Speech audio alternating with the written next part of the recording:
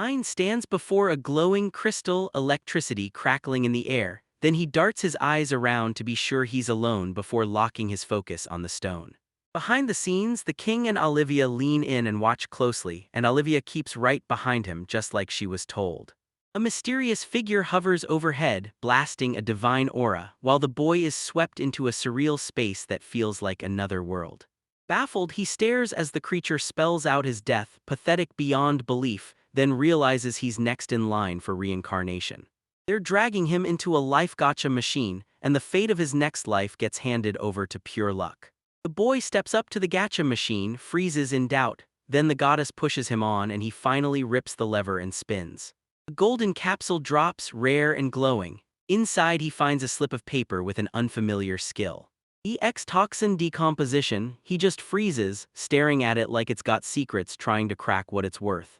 He glares at the skill, mouth wide with disbelief, then erupts in frustration, and the goddess, smiling like she earned it, breaks down how its rare power can wipe out toxins and bacteria.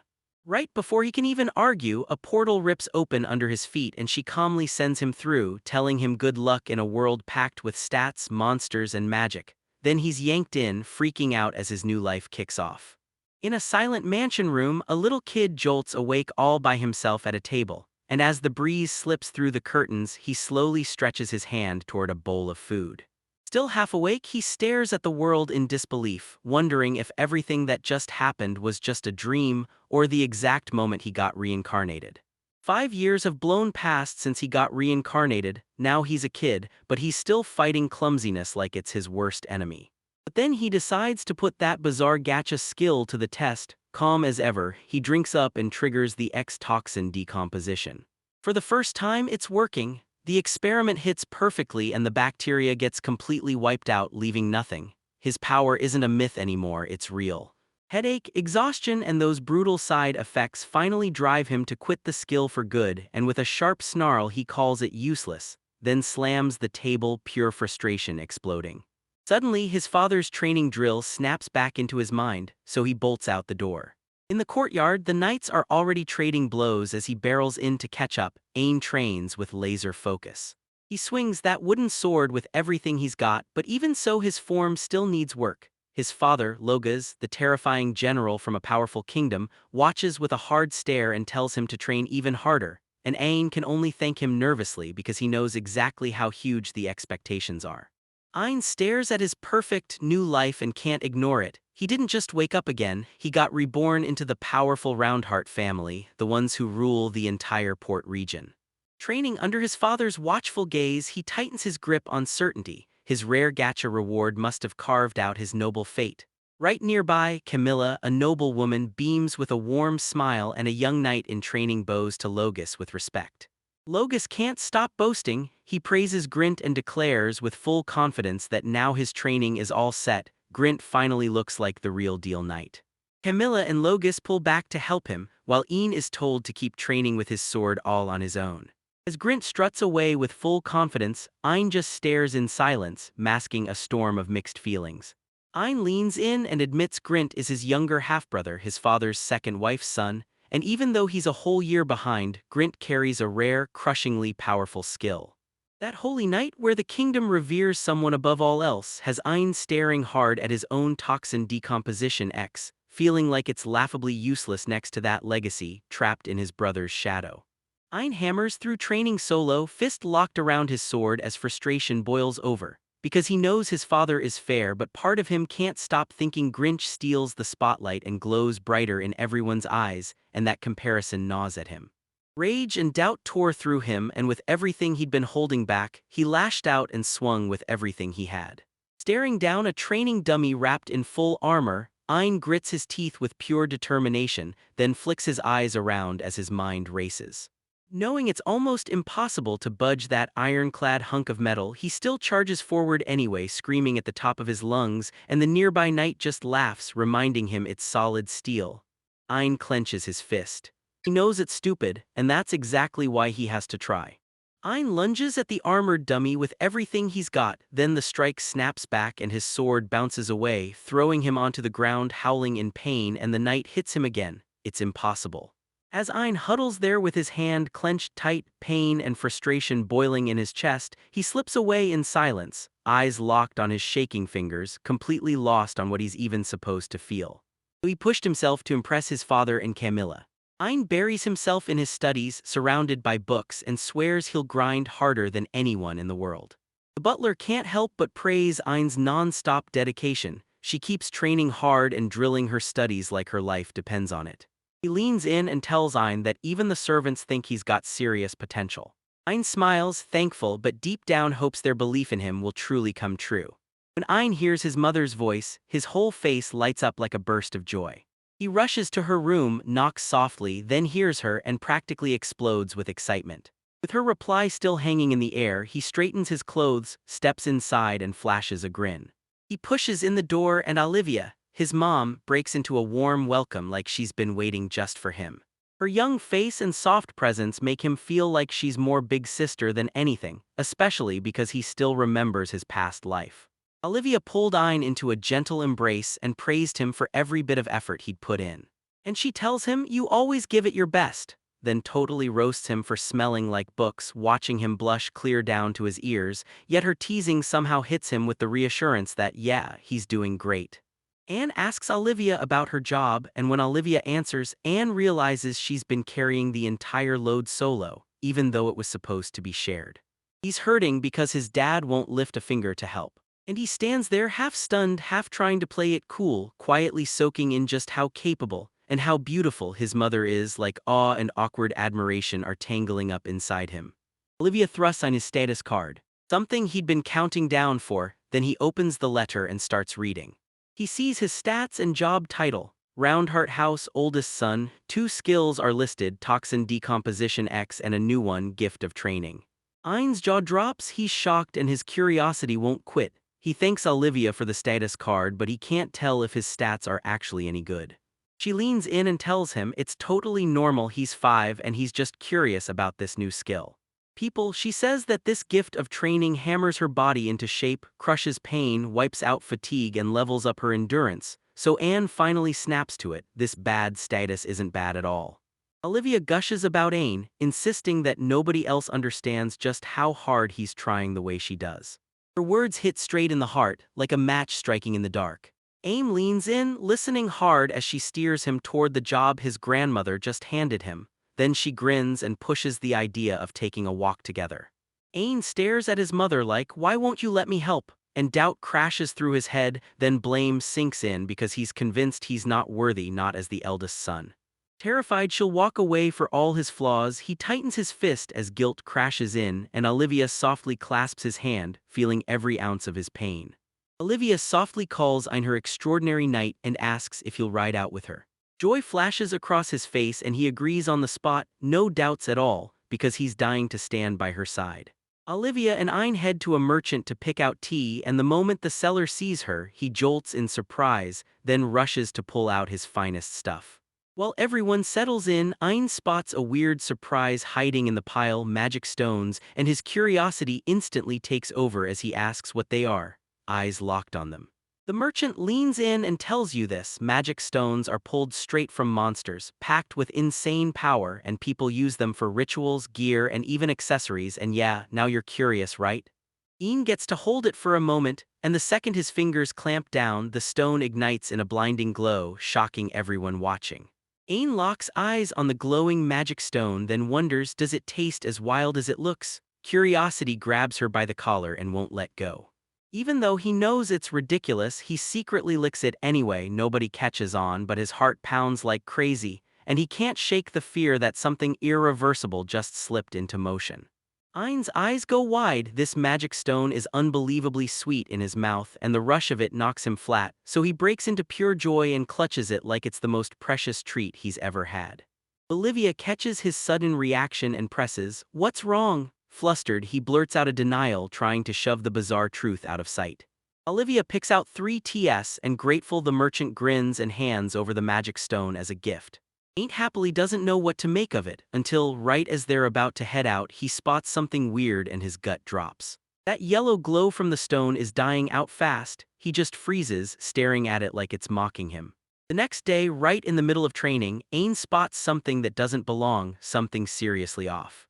His power suddenly explodes, one wild swing, and his blade slices sharper than it ever has while the knights around him stare in shock, clueless that something inside him has just shifted.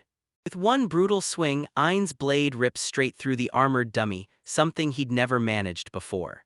Reeling from the power he just unleashed, he realizes this can't be normal and Ain lets out a relieved breath because he's completely unharmed. But the moment he lands that strike, shock ripples through the whole place, his wooden sword shatters and the training dummy gets blasted into pieces. As the dust finally settles, Iron stands right in the middle, absorbing every moment of what just exploded. The armored dummy is ripped apart clean down the middle, while Ain freezes in stunned silence, shocked at the power he just unleashed. One of them blurts in sheer shock that the young master actually pulled it off, and Aim snaps his head up, still reeling from what he just witnessed. And then split the iron armor clean in half with a wooden sword. One of the knights screams in pure shock, and moments later a status window pops up with Ain's name, stats, and skills because his power has just exploded higher. In the middle of the carriage ride, Ain's nerves explode as he stares into his mom's icy silence, and you can tell she's absolutely furious. But nobody explains the real reason out loud. Ain panics, scrambles to calm her, and keeps thinking something specific must have lit that anger up, but staying silent is only making things worse. At a grand noble gathering, Ain's father Logus steps forward and declares that his younger son, Grint, is the Roundheart family heir. To make it even worse, he blurted out Grint's engagement to the Marquis's daughter, despite the kid being only 4 years old. Ian keeps his mouth shut, but inside pure frustration is boiling. Then his mom rushes in with an apology, knowing he's getting shoved aside, and tells him he'll just have to grit his teeth and get through it for now. Ian forces a smile over his frustration, because he refuses to let his mother worry. He pushes himself harder and harder, desperate to earn his father's acceptance, until the rumor mill swears his latest sword feats are just worn-out armor, and even Iron starts to suspect there's something far darker going on. Especially since that shift kicked in right after he licked the mysterious stone, so even as their carriage finally rolls up to their destination, the thought won't let go. Ein gapes at the mansion in front of him, massive, elegant, and unreal, nothing like anything he's ever seen. A stone statue towers by the entrance, looming like a warning, and you can tell they've stepped straight into the world of noble houses. Ein and his mother just stare, blown away by the mansion's massive scale, while Olivia calmly points out that it looks exactly like a royal palace. As Olivia marches Ein forward, she leans in and tells him to trust her, because she already knows exactly how brutal the social pressure is about to hit him. Ein couldn't make it to the party. Each family was only allowed one kid, and Grint had already been picked. Ein's mother tries to talk him down, but then they clock the truth. Camilla set the whole thing up to cut Ein out of the party, and somehow, even without an invite, Ein just shrugs it off. As he watched his mother fight for him, he suddenly realized he didn't care about the event at all. What hooked him wasn't the event itself, it was something else. The beautiful garden stretched out beyond the estate, and the moment he stepped onto the balcony, he was completely spellbound by how massive and elegant it looked. That calm, breathtaking view instantly lifted his spirits, like just wandering through it would be enough to make him feel happy, even with the celebration going on. After Ein's words hit the attendant, he snapped into a deep bow and swore he'd run straight to the Archduke, while Ein seemed way more captivated by the garden than the party. With a calm smile, he let the flowers around him steal the spotlight, pretty in the same way he always thought his mother was. When she asked, softly, if he was truly okay skipping the event, he only nodded. Right there, surrounded by blooms, that peaceful moment was all he needed. Ein beamed as he clasped his mother's hands, telling her that the flowers surrounding him made him happier than any party ever could. She pulled him into a tight hug, and in that rush she felt his warmth and total sincerity, like for 1 second they weren't just guests in someone else's house, and that one little moment soothed her heart to the core.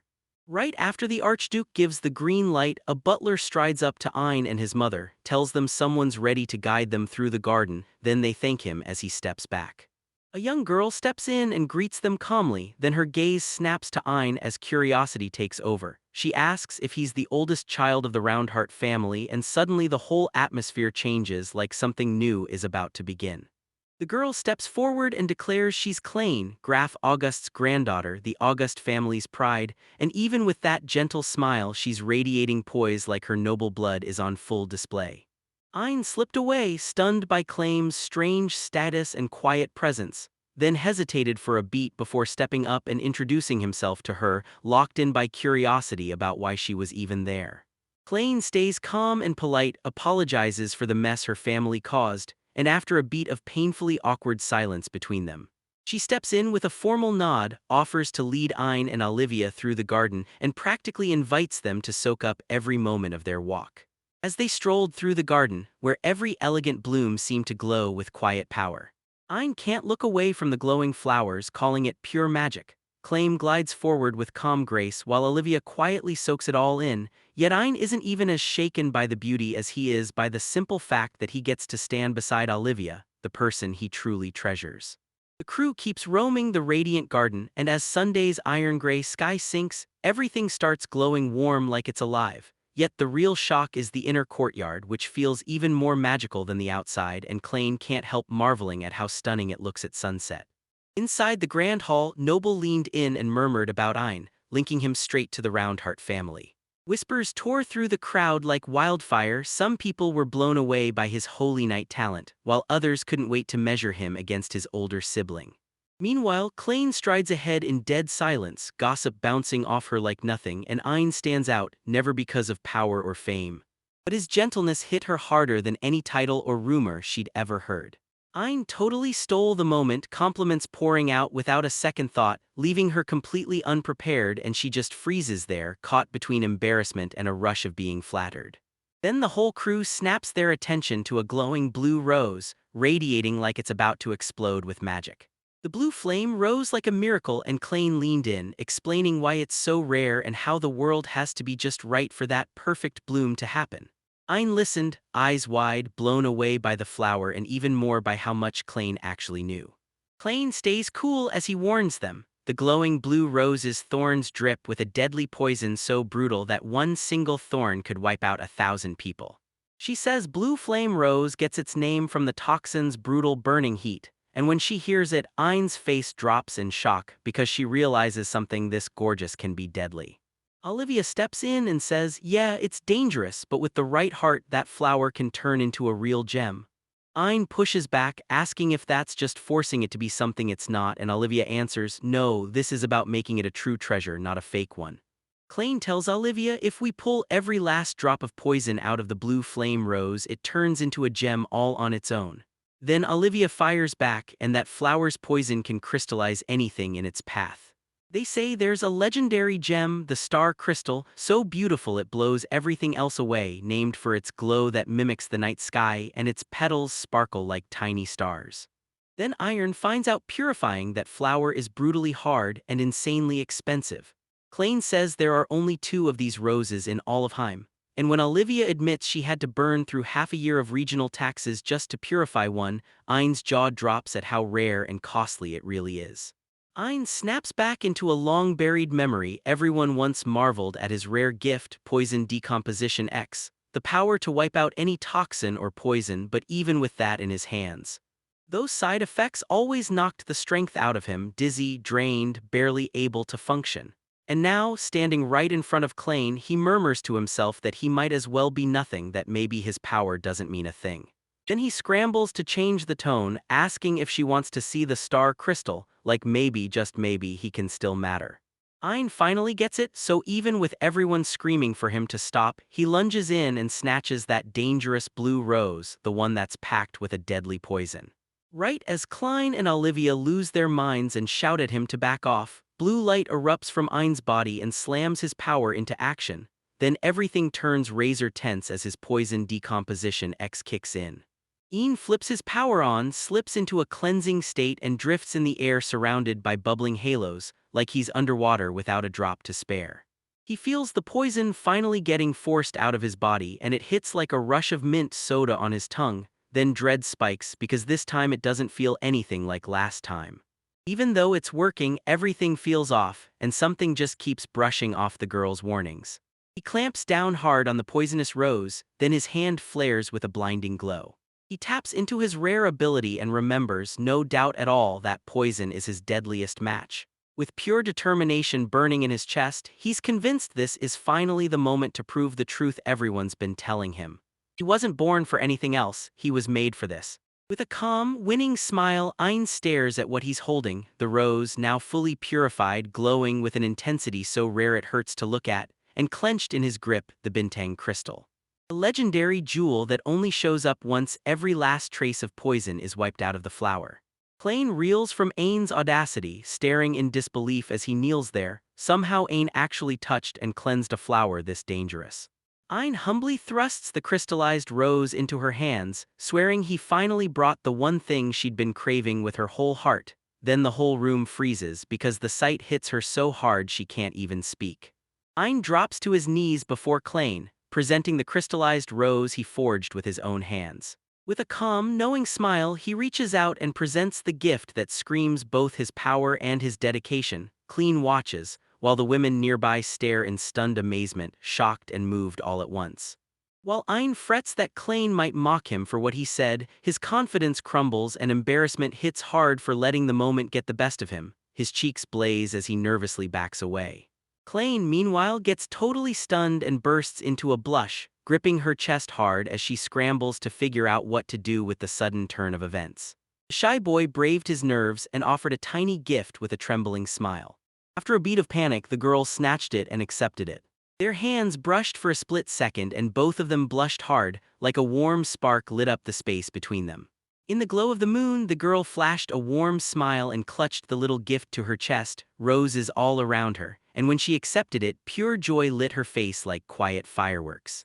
Beneath the moonlit garden, Ein's nerves didn't stop him. He shyly handed over a homemade gift and the crowd couldn't help but stare in admiration. Klein took it with a soft smile and before long, Ein was already asking for another one so he could give it to his mother.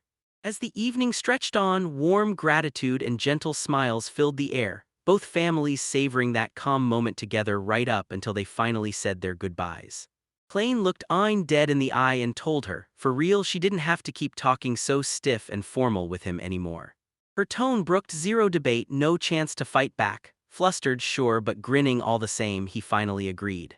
When the night started fading, the guests began filing out and Ein clung to his mother's side, eyes widening as he realized their father was still nowhere to be seen.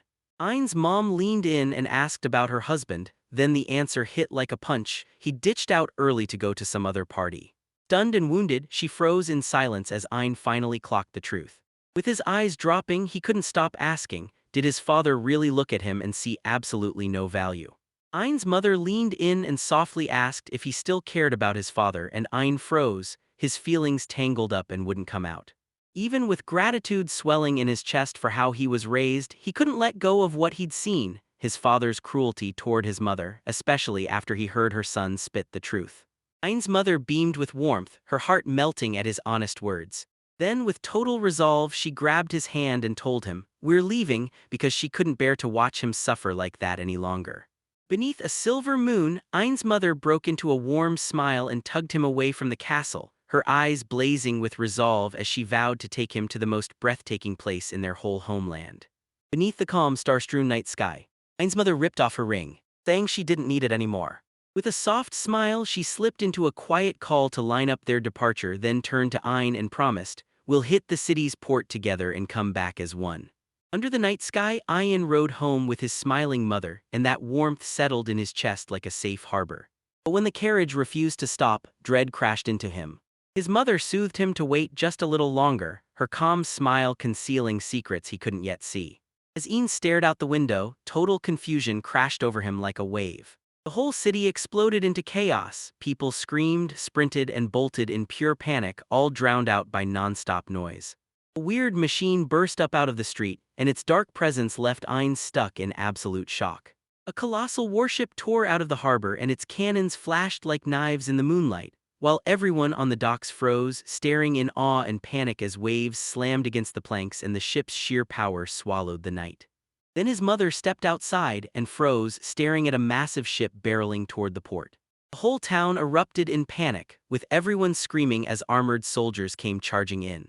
They started stepping down from the vessel, and the moment they showed up, you could feel it, something terrifying was about to explode. Ein and his mother stared down rows of armored soldiers, each one locked in perfect formation like a coming storm. Ein's worries spiked, but his mother tried to calm him. Then the tension snapped as a mysterious figure strode in and spoke straight to Ein. The knight in shining armor strode to the front, then yanked off her helmet to reveal a gentle, kind face. She introduced herself as Christina Vernestein, then greeted Ein with respect. Right there, the whole encounter kicked off. Ein suddenly realized the knights weren't enemies at all. Christina caught her eye, and the threat vanished the moment she saw how beautiful Christina looked. Christina burst in and told Olivia, "We came all this way on the ship to bring Princess Olivia back home," leaving Ein in shock as she finally realizes why they really came. Olivia vowed she'd spill every last detail to Ein later. Christina joined them as they stormed aboard the ship. Their adventure finally pulled them beneath the moonlit glow to a massive mansion, the lair of the August Archduke. Inside the mansion, Graf August, the family head, leaned in close and grilled his granddaughter about the latest trouble. She nodded, fully on his wavelength, overwhelmed with gratitude for the precious gift Ein had handed her. Graf August nodded at the Roundheart family's weight, then let out a deep sigh, because he couldn't shake the fear that the other family might twist and break their promise about the next family head. He leaned in and told Klain to get ready, because something massive was about to hit. Their attention snapped to Benua Ishtar, the continent's only kingdom, as Graf laid out what was coming next. Graf laid it out straight. Ishtalica is an extraordinary united kingdom, so far ahead of them in every single way. He spilled the truth. Olivia isn't just some random traveler. She's from Ishtalica and she's the daughter of its reigning king, Silviard von Ishtalica. Olivia's real identity explodes into the spotlight. She's not just Olivia, she's the second princess of Ishtalica, Olivia von Ishtalica. Anon Klain jolts with disbelief when it hits him. Olivia isn't just anyone, she's royalty. And that's why Ein isn't just anyone, she's a true noble. Leaving everyone stunned by the revelation. Olivia rushed up to Ein and apologized for hiding her royal status like it was a secret treasure. Ein was still reeling, baffled that a princess would actually choose to marry into the Roundheart family.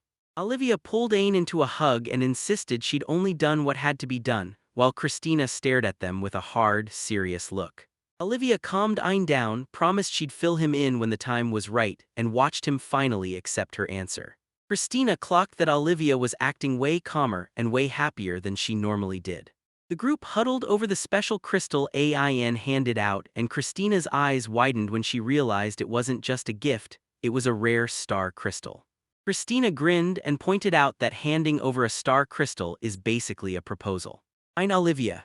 And everyone else froze in pure disbelief the moment it hit them. Ein freaked out when he realized, way too late, that he'd just proposed to Klain by handing her the star crystal, and Klain joyfully said yes while everyone else stood there, utterly stunned, trying to wrap their heads around it, leaving Ein red-faced, dizzy, and overwhelmed by the chaos he started. Ein heard about the water carriage in Ishtalica, a wild one-of-a-kind vehicle that runs on special stones. Olivia pulled Ein into a proud hug, raving about how sharp he was, while Christina stared in awe at his knowledge, convinced he had to be insanely smart.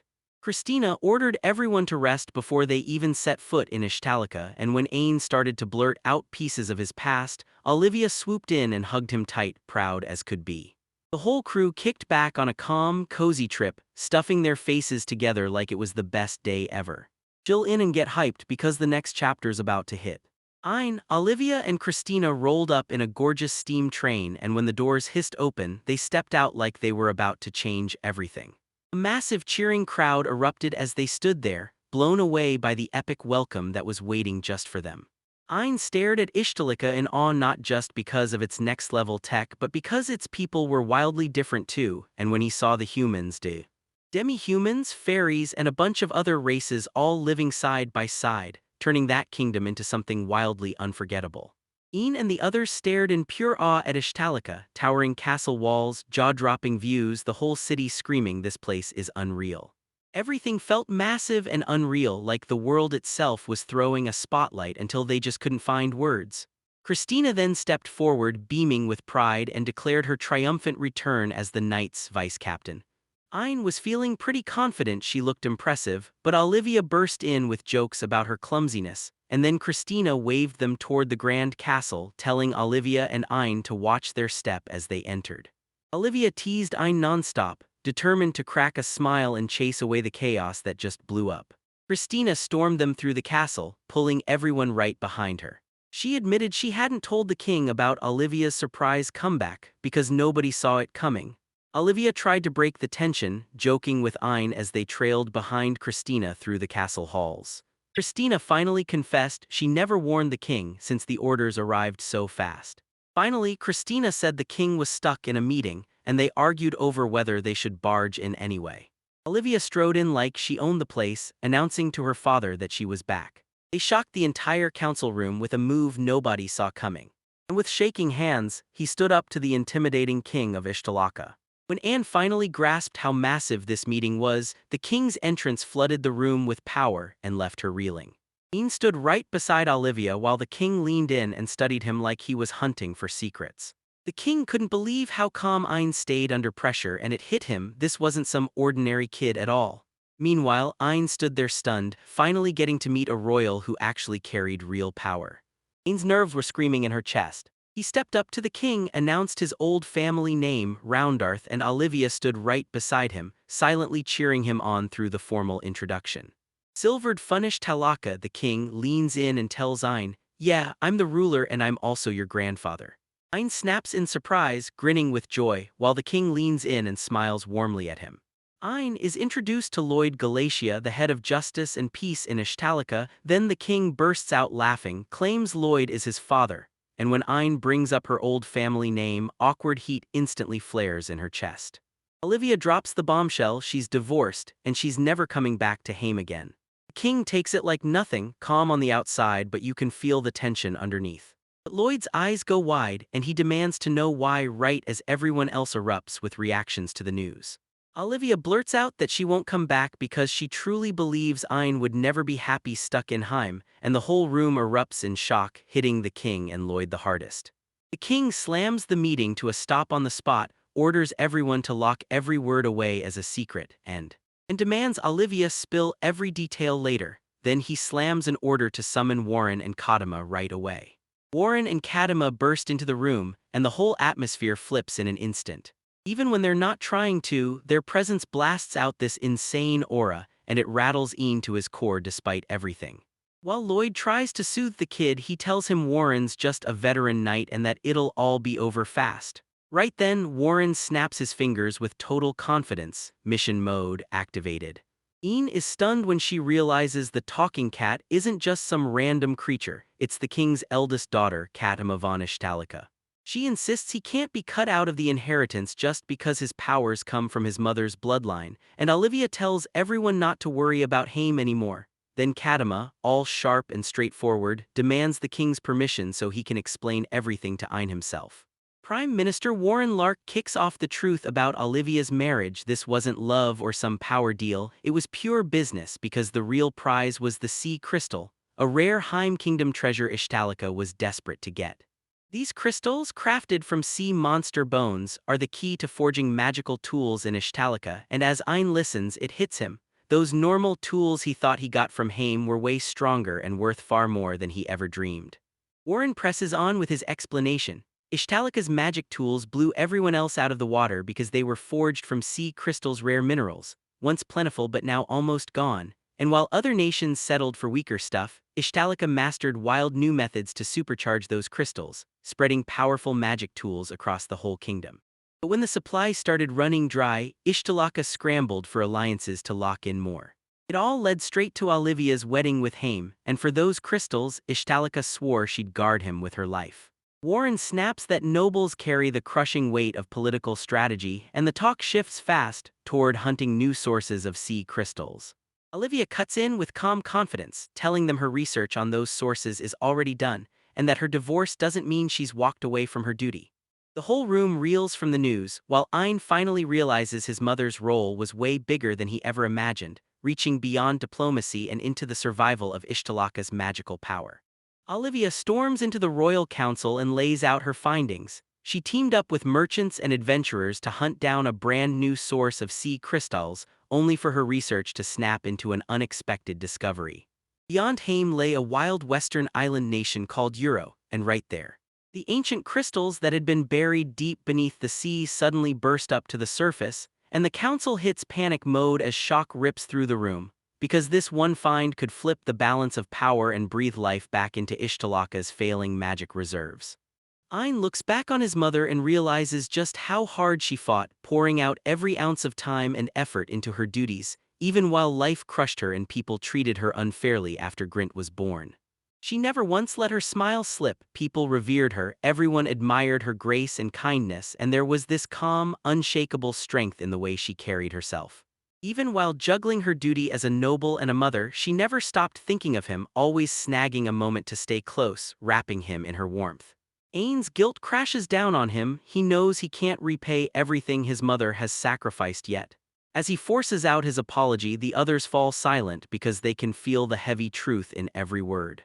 The king calmly shuts down his apology, sending the message crystal clear that Ain is everything to them. This precious existence is worth any fight, any sacrifice, no matter how brutal it gets. Olivia pulls Ayn into a gentle hug, her face glowing with warmth, and in that quiet second all she feels is pure gratitude, grateful she met him, grateful he exists, grateful for the bond that ties them together as mother and son. Ayn gazes at his mother with wide-eyed admiration, and you can feel the deep respect he carries for every hard day she's fought through. Around them, everyone spots Olivia's growth. She's not just more beautiful now, she's stronger too, and the king, blown away by her dedication, seizes the moment to honor everything she's fought for. Warren strides forward with official papers, saying the queen already cleared it. Then the king's face lights up with a satisfied smile. After that, the king sits stiff and solemn as he orders everyone in the room to sign the document right there in front of him. Olivia glides to the front and plants her signature, then the others follow right behind her, and even Kadima can't help jumping in with wild excitement. Her bright, cheerful vibe cuts through the tension and keeps the mood from sinking as the formalities drag on.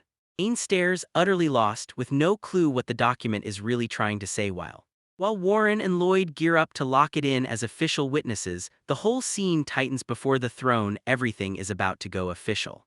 The king surged to his throne and roared his verdict in a voice that shook the hall. Under his royal name, Silverd von Ishtalika officially declares Ayn a recognized member of the Ishtalika royal family.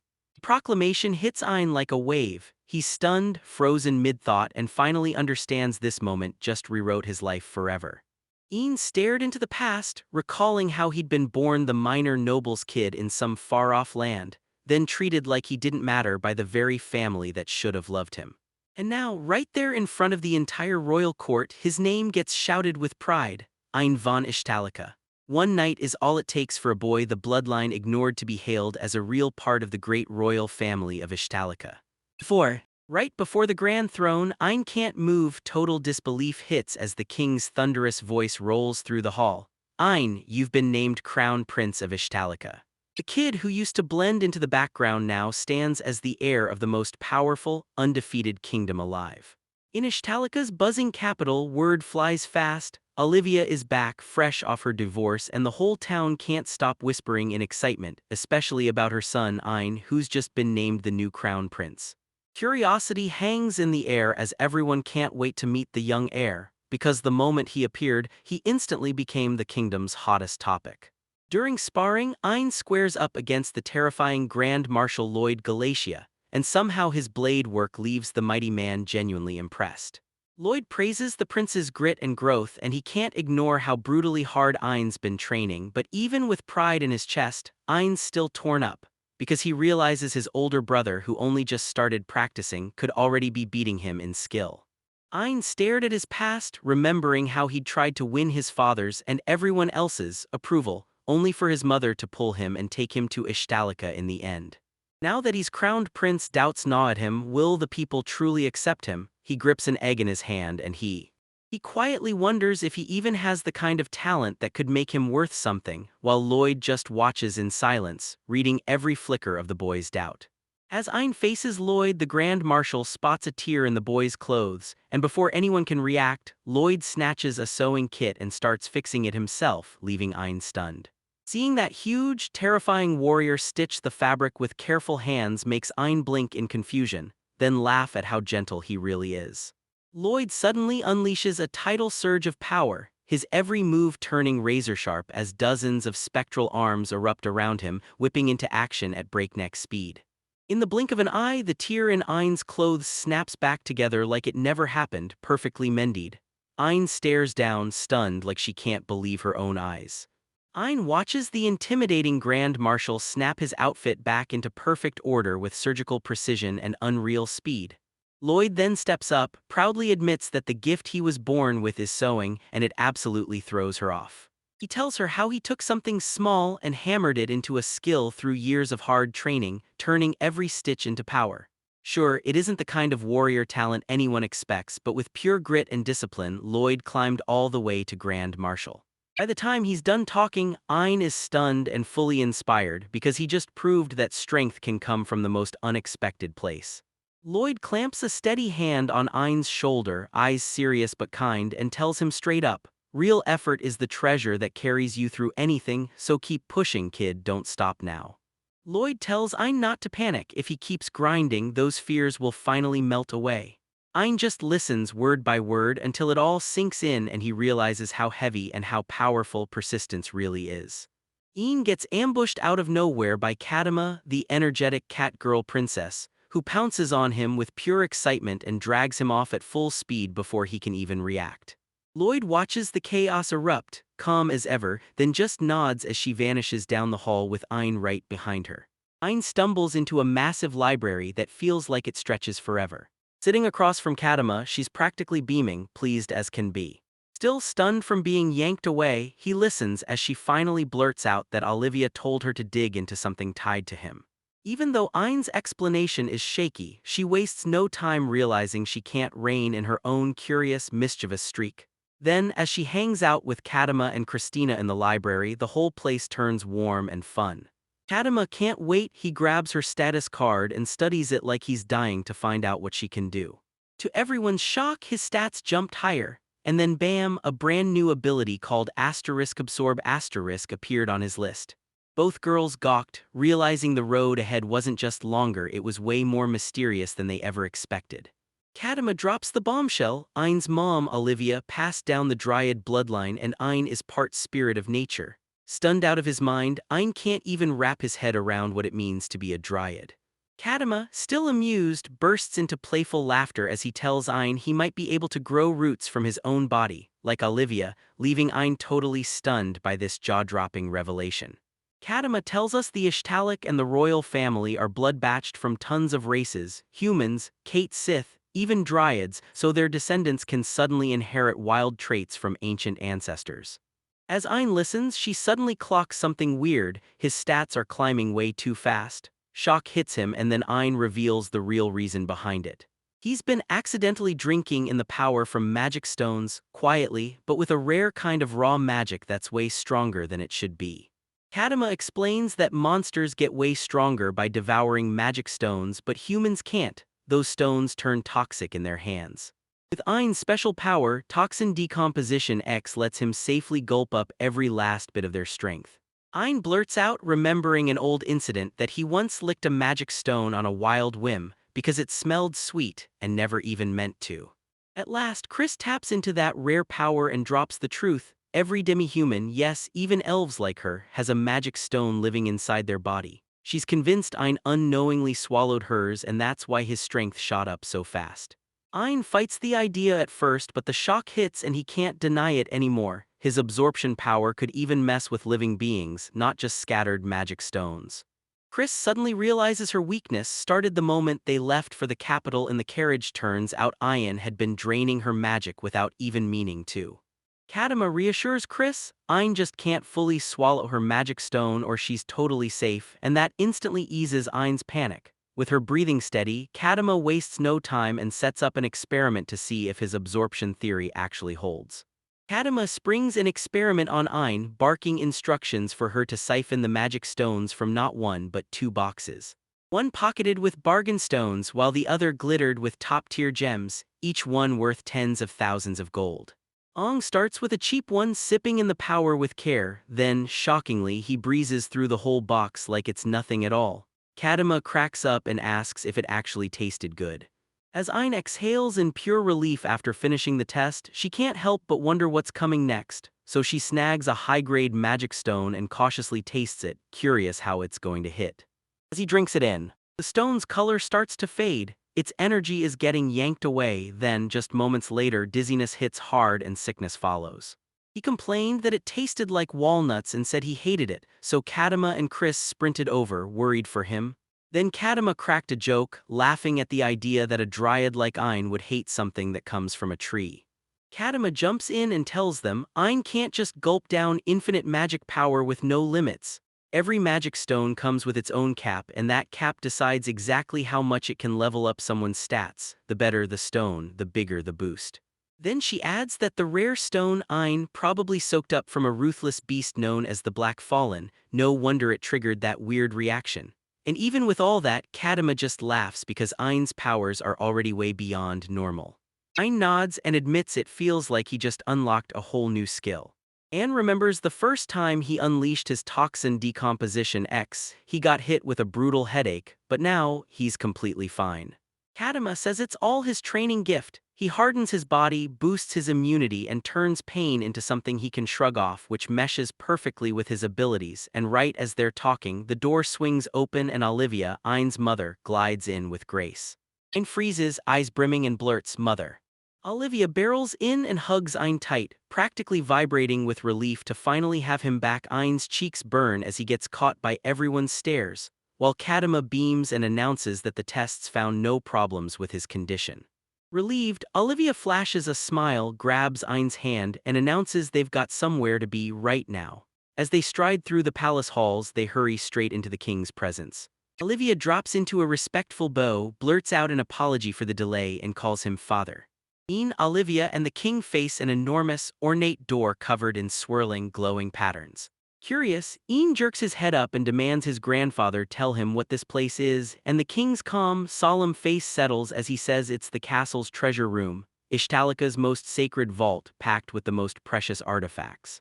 The heavy mechanism clicks and those massive doors start to crawl open in front of them. Then bam, a deep rumble rolls through the room and shelves of treasures pour into view. Gold, jewels, and ancient artifacts stacked like secrets, while Anne stares in awe, totally baffled that they're standing in a sacred place like this. The king tells everyone that Olivia demanded an apology and a reward for everything she'd suffered, then spins to Ein and says that her real wish was simple. He has to hand her son a gift himself. Ein freezes, thrown off, and can't shake the question, what kind of present could be waiting for him in a place like this? The king drops a national treasure into Ain's hands, Ishtalika's Dullahan magic stone, a giant gem that blazes with insane power, and tells her how more than 5 centuries ago a demon lord swept onto the Ishtar continent, and right beside him strode Dullahan, a warrior so brutal he could rip the sky and the sea apart with one swing. Now that same nightmare strength is sealed right here inside the stone in front of them. Ein freezes in disbelief, trying to understand how a legendary artifact could possibly be handed to him. And when the king starts praising the ancestor who crushed the demon lord and forged a united kingdom, Ein leans in, stunned, because everyone here is ready to swear that hero's greatness is real. A strange warmth bursts in his chest, his heart hammering as he clutches his uniform tight, yet he can't even explain why it feels so intense. Olivia gives a gentle smile like, "Let's move on," and the king shoots back that the stone may be labeled a national treasure, but it's only one of countless keeps the royal family guards. Meanwhile, Ein, still reeling, just nods as the weight of his heritage finally starts to hit him. Ein strides toward the glowing relic, and his heartbeat thunders through the massive hall. The king snaps at Olivia to stay back, saying even getting close to the stone's massive magic could mess with her, and she nods, telling her father to retreat too. Alone in front of the artifact, Ein feels that crushing energy thundering through the air, and every step gets heavier with each beat. Iron takes another step toward the glowing relic, and that wild light flickers in his eyes like a promise. The king and Olivia hold their breath as he lunges forward, and right when he reaches out, the poisonous magic stone's aura disappears around him like it never existed. The moment Ein's hand makes contact, a surge of raw power blasts through his body so violently it almost knocks him off his feet, and he can feel that energy roaring deep inside his bones. Then a faint voice echoes inside his mind, ancient, distant, and haunting. As Aim clamps the magic stone in his hands, dark energy erupts with violent fury, spiraling around him like a raging storm. His eyes blow wide as that overwhelming power crashes over him. Olivia cries out in terror, and the king whisks in front of her fast, yelling at her to stay back as he shields her. The treasure room shakes as a wild, unleashed storm of energy whips around Ein, yanking every last thing toward one crushing center. Ein tries to fight it, but the magic stone erupts with brutal waves of power, swallowing him in blinding light, and then it hits him. This isn't being absorbed, the energy is forcing itself into his body. The ground pounds under that crushing pressure, and the king screams for him to stop the second anything feels wrong. His voice barely cuts through the roaring chaos. Olivia yanks her face away from the brutal surge, panic spiking as Ein's glow keeps intensifying, stuck in that deadly line between fighting back and giving in. The magic stone erupts with a blinding blast, unleashing unstable raw power that makes Ein's body flare bright, while his hair rockets upward under the sheer force.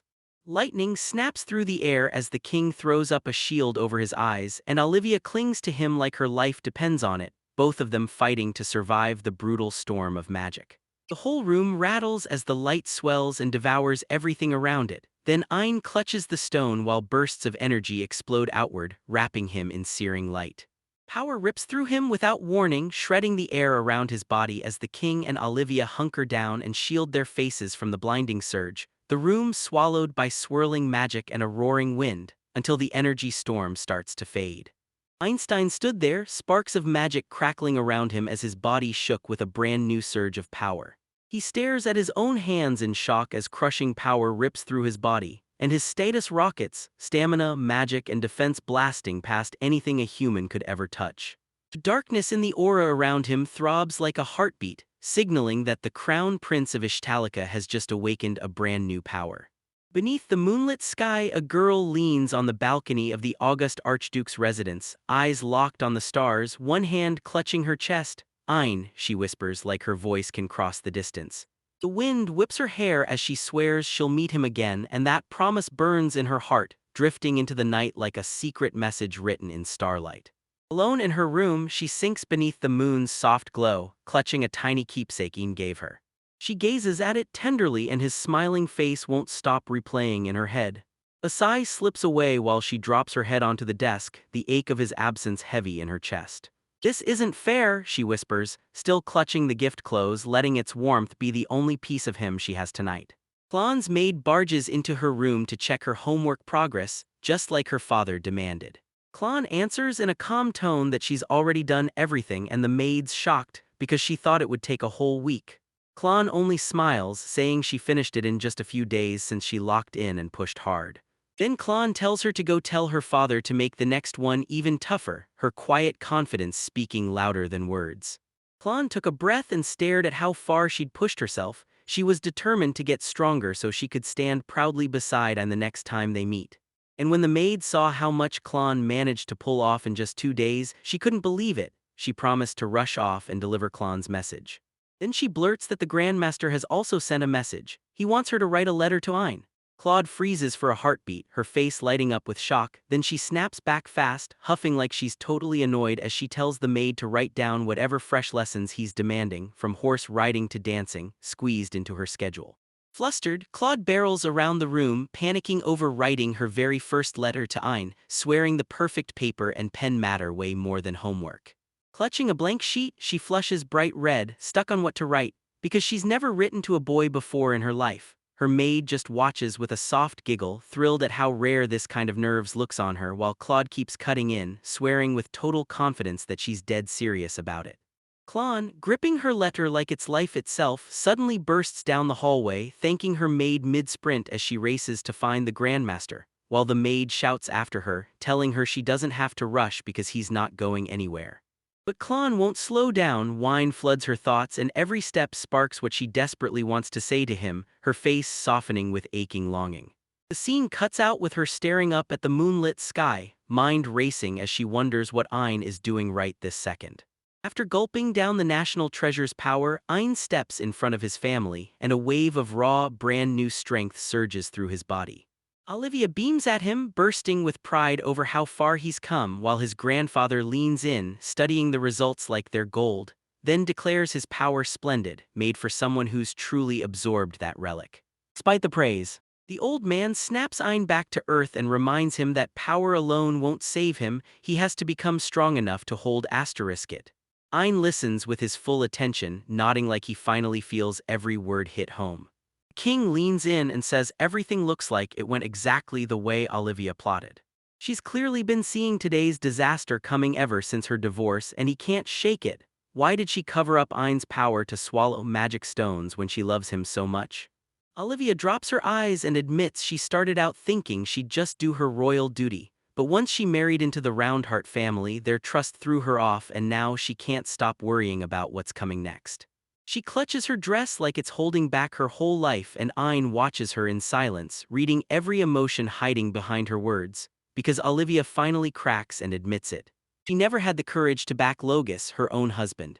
Shock hits the room the moment she blurts it out. Ayn wasn't born fully human, she was a dryad. Her father's eyes snap wide as everything clicks, and he realizes exactly how deep her choice really goes. Ayn stands frozen, baffled, but she can feel how heavy Olivia's words really are. Olivia dips her head, slaps an apology at her father, and confesses that the moment she chose the divorce, she already knew today's chaos was going to play out exactly like this. After Olivia spills the truth, the king coolly steps in and tells Ayn he needs to talk to her alone, just the two of them. Ayn freezes for a second, then nods, slips out of the hall quietly, and lets the silence do the rest. As he strides off, the two stay put, side by side now on the balcony, staring over the city lights. The air feels heavy but somehow calm. After all this time, a conversation father and daughter have been dodging is finally about to start. The king and Khetamer clink glasses over tea, and as they talk about Olivia's mess, the king finally admits, yeah, marrying her into the Roundheart family was probably a huge blunder, especially with that dryad bloodline tangled in. Aim, totally lost in all that complicated talk, blurts out what root even means. Then Khetamer erupts into laughter and straight up says it's how you make a child, and the king immediately chokes on his drink and snaps at her for being way too blunt. Khetamer explains that for dryads, romance isn't just a feeling, it's a lifelong bond with one single person, and that makes it a far more serious deal than anything other races dare to compare. Ayn whips around in total shock as the king drops the confirmation, it's real. Kate Ammer keeps talking, saying dryads can have a baby without a partner, so it clicks that Olivia might have carried Ayn alone, and Ayn, still totally lost, blurts out what that means for him and where he even came from. Khetamer leans in and says Ayn was born straight from Olivia, made from a piece of her own body, her stump. The king adds that even with her duty to bear heirs, Olivia can't just treat love like a game, because her dryad nature makes everything hit different. Khetamer points out that dryads carry a hypnotic charm, and that's probably how Olivia pulled off her marriage. The king admits that Olivia taking her own path was no small feat, while Ayn just stays quiet and accepts the truth of his strange, one-of-a-kind birth. Ayn Kamlai shrugs off what anyone thinks, saying he doesn't care, because he knows his mom fought through a ton just to bring him into the world. The king says Olivia's actions were rough, but they were earned, because the Roundheart family shattered their deal and tried to block her child from becoming the next heir. Relief floods Ayn's chest, but right then her stomach growls and Khetamer bursts into laughter, genuinely impressed that he can stay so perfectly calm through it all. The king leans in and warns Ian there's a deadly relic waiting in the audience hall. It's the Demon King's magic stone, locked away as a national treasure. Khetamer doesn't soften for a second and orders him, "Don't you ever step into that hall, no matter how small the mistake." Ayn's eyes widen, because the thing she's holding is linked to the same Demon King her ancestor crushed. Khetamer snaps his fingers and warns that when Ayn gets hungry, he mindlessly gulps down magic stones, so if they're not careful, he could swallow the wrong one and turn the whole situation into a disaster. Ayn spills that his mom told him the first king was a hero everyone praised, and Khetamer nods along, saying the world loved him for his strength and his kindness. True champion ready to find out why. Ayn asks, would someone like that be famous even in other nations? And Khetamer says, every country on earth knows the first king's legend. Ayn stares at the memories of everything his mother has done for him, and guilt crashes down on him for not repaying her. Doubt gnaws at him, he's not sure how strong he really is or what the title of crown prince even means, and it tears at his confidence. Then he clenches his resolve and declares, I'm going to prove who I am, determined to show the Roundheart family that they messed with the wrong person, and that his value runs deeper than they ever imagined. With fire blazing in his eyes, Ayn bursts to his feet and roars that he'll become a great king, strong enough to stand shoulder to shoulder with the legendary first king, and the echo of his promise kicks off the real start of his ambition. Ein freezes for a moment, worried that dreaming of matching the first king might sound arrogant, but the old man leans in and tells him it's not disrespectful at all. With a calm smile, he offers to personally guide Ein, handing the sword lessons to everyone else, and Ein's eyes light up as gratitude and resolve crash together because he's ready to start training that very night. That cat-eared firecracker woman suddenly snatches Ein and drags him away, buzzing to dissect his brand new power before he can even protest, right in the middle of the chaos. The elder gazes on with a warm smile, then says Ein reminds him of someone he lost back in the day, and his face softens with a wave of quiet nostalgia. Months glide by in calm, and then bam, summer crashes into Ishtalika. Ein, way more confident now, looks back on his time there, 8 months packed with training and real growth. Standing in the blazing sun, a small smile slips onto his face, and just as someone calls his name, he's ready to jump into whatever comes next. Ein's training goes full throttle when they drag him into a forest crawling with real monsters, and his mentors snap into him the truth: this isn't practice, these things hunt to kill. Moments later, the bushes explode with movement, and a massive beast charges out into view. Claws bite into the dirt as Ein braces himself, and his nerves snap tight like a drawn bow. Ein's stepping into his first real fight, against a colossal, snarling forest rat that looks ready to tear him apart. His mentors lock in and watch as he insists on taking it alone, burning to prove he's ready. Then he studies the creature's razor claws and teeth, plants his feet like a wall, and fights to stay perfectly steady because one slip could cost him everything. Ein doesn't waste a second, he swats the first monster down fast, stands his ground like it's nothing, and pure confidence flares in his eyes as he readies his next move. More monsters claw out of the shadows, and he doesn't retreat at all. He grins like he's daring fate and charges on, determined to push past his limits. After mowing down several monsters, Ein stands tall over their fallen bodies, chest full of confidence as a glowing smile spreads across his face while his mentors roar that he's improving. But as the laughter dies out, a twitch from one of the corpses snaps his attention, like a silent alarm that the fight isn't done. The defeated monster suddenly rockets toward Ein with terrifying speed. And the moment it's over, he snaps into action, cutting straight through in one perfect, clean move. The creature explodes into pieces and everyone goes silent, staring like they can't believe his timing and precision. Ein just stands there steady, calm on his face, like this is exactly who he's become. Ein unveils his new power, Phantom Hand, passed down from the Dullahan, as a dark, ethereal arm claws its way out of his own, throbbing with raw magic energy. He tells me he can twist its shape and power with his mana, and ever since Kadamia handed him that custom nail, it's unlocked even more potential. It's the only Black Knight skill he's truly mastered so far, but it screams how fast he's leveling up. Ein straps on the Phantom Hand, jabs the monster mid-battle, and yanks its magic stone out while it's still breathing. He names the power Pitch Black Straw, stunned by how it hits and how it tastes like pure magic, and his mentors stare in disbelief, amazed but spooked too, because what Ein is unleashing is both breathtaking and terrifying. As Ein rides through town with Chris and Lloyd, he suddenly spots a familiar store and points it out like it's calling his name. Chris tells them it's Magella's, the legendary magic stone shop that even ships to the castle, and Ein's eyes light up as she can't wait to grab Lloyd's offer and rush inside to see everything. Lloyd hangs back to dodge the spotlight, urging Chris to quietly escort Ein into the shop, because his name still hasn't been officially revealed. Hidden under a cloak to mask his royal status, Ein slips behind Chris into the magic stone shop, totally oblivious to the silent watcher already inside, staring them down. Inside the shop, Ein and Chris step in, and the flamboyant, cocky shopmaster practically welcomes them with a grin. They welcome Ein with open arms and a wild, dramatic pose, and that heavy makeup plus extravagant presence slams straight into her attention, leaving the boy stunned by what he's just walked into. Chris escorted the boy to a famous magic stone shop, and even though he hesitated, she calmly reassured him. The owner might be eccentric, but he was truly kind and trustworthy. Inside the shop, the woman spotted Chris and lit up with a smile, so long since they'd last seen each other. She teased her for playing the boy's bodyguard, and Chris tried to keep her composure while the boy just stood there, thrown off. The shopkeeper greeted them like old friends, laughing at the surprise. Feeling awkward, the boy mumbled an apology and trailed Chris deeper into the store.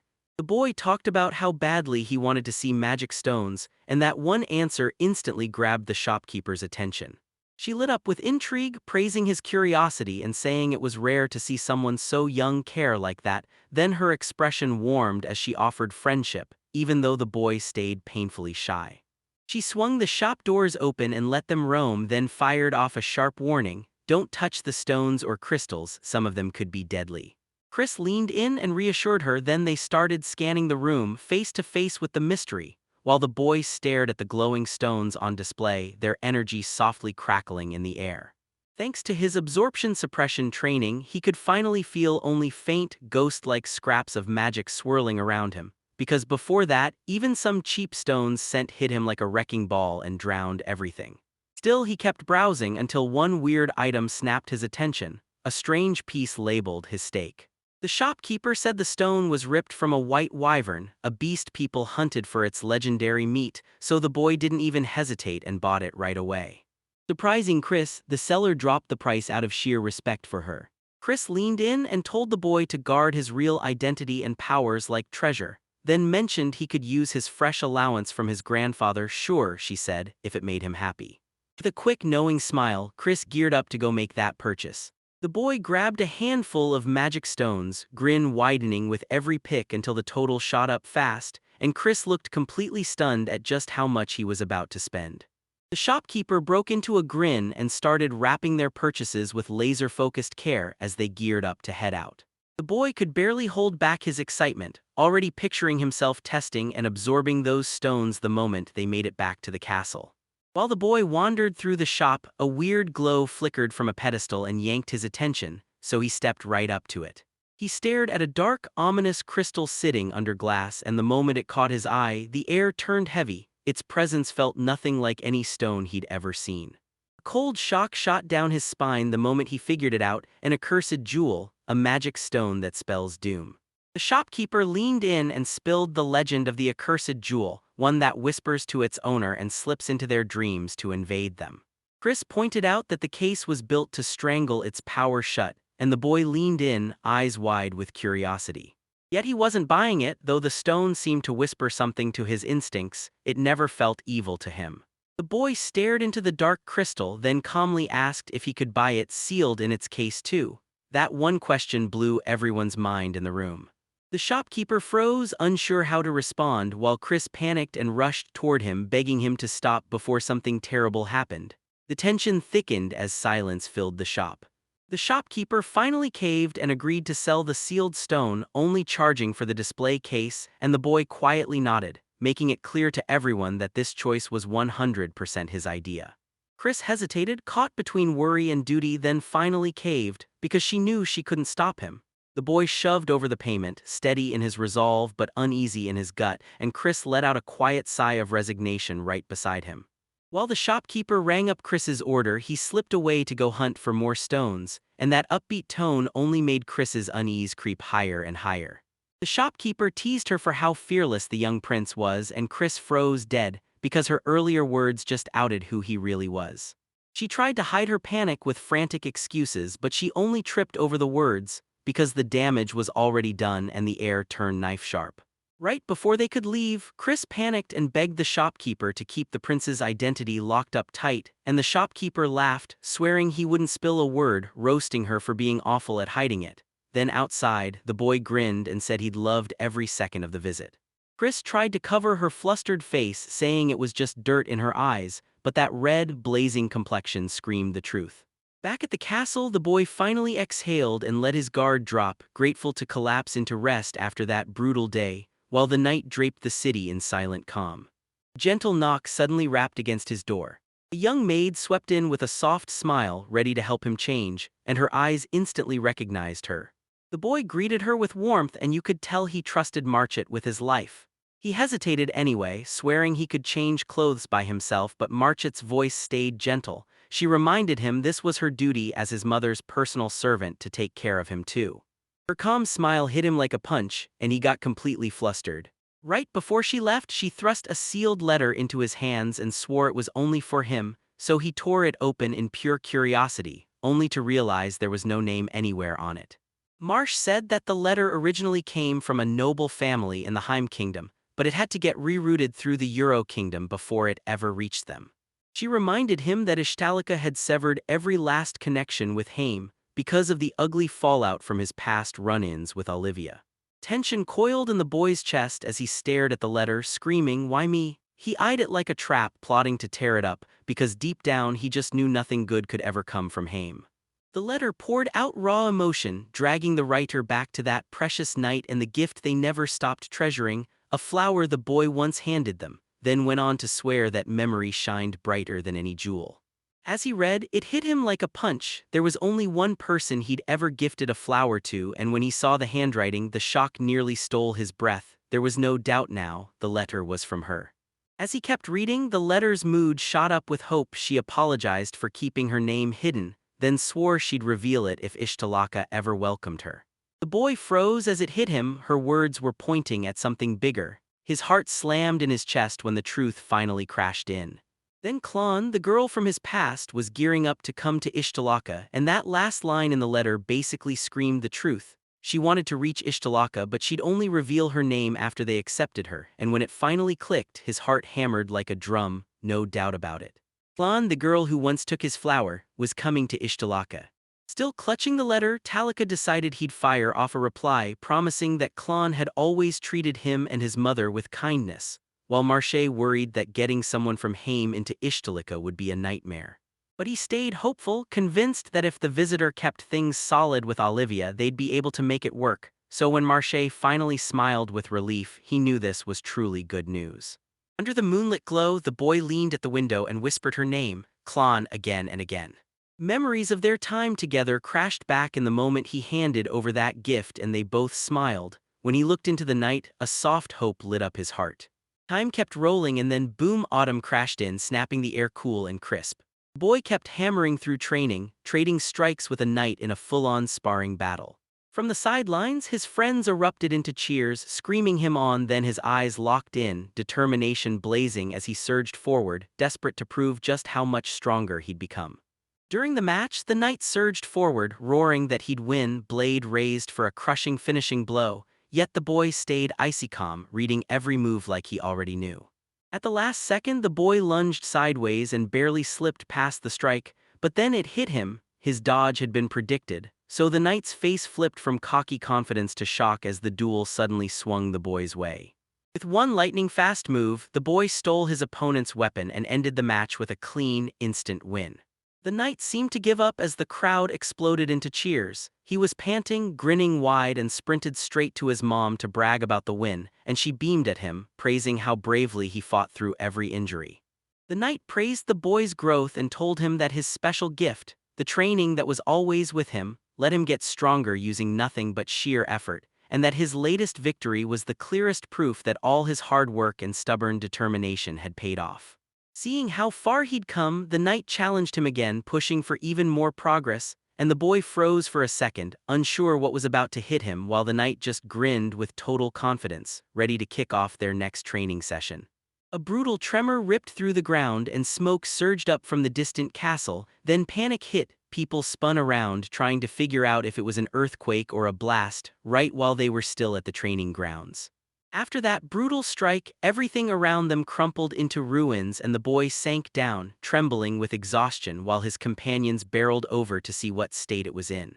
The knight seemed to smirk at him, proud of how far the boy had come, measuring his power against the very first king. Then Chris pushed water into his hands, but he still wouldn't take it.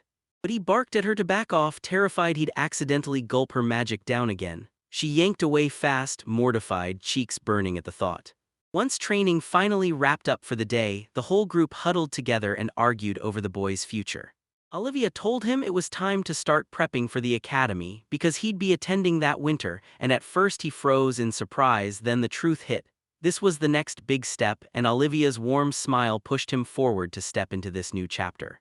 The boy's mind raced with dread over his new academy life, especially with the crown prince waiting there. But Olivia leaned in, calmed his nerves, and reminded him that her father sat on the academy board so the trip would be safe. Chris cut her off, asking if she'd take him for a stroll to calm his nerves. He weighed the idea, grateful she had his back while he wrestled with these brand new changes. Chris led the boy to a secret, quiet beach tucked behind the castle, and when he saw it, he couldn't believe how beautiful it was. Then she told him nobody really used it, it was saved for emergencies only. While they soaked in the view, Chris leaned in and asked what he was planning for the academy entrance exam, only for him to say he'd been training hard in swordsmanship, riding the confidence of how he just crushed the knights. Chris cheered him on, dead sure he'd ace it.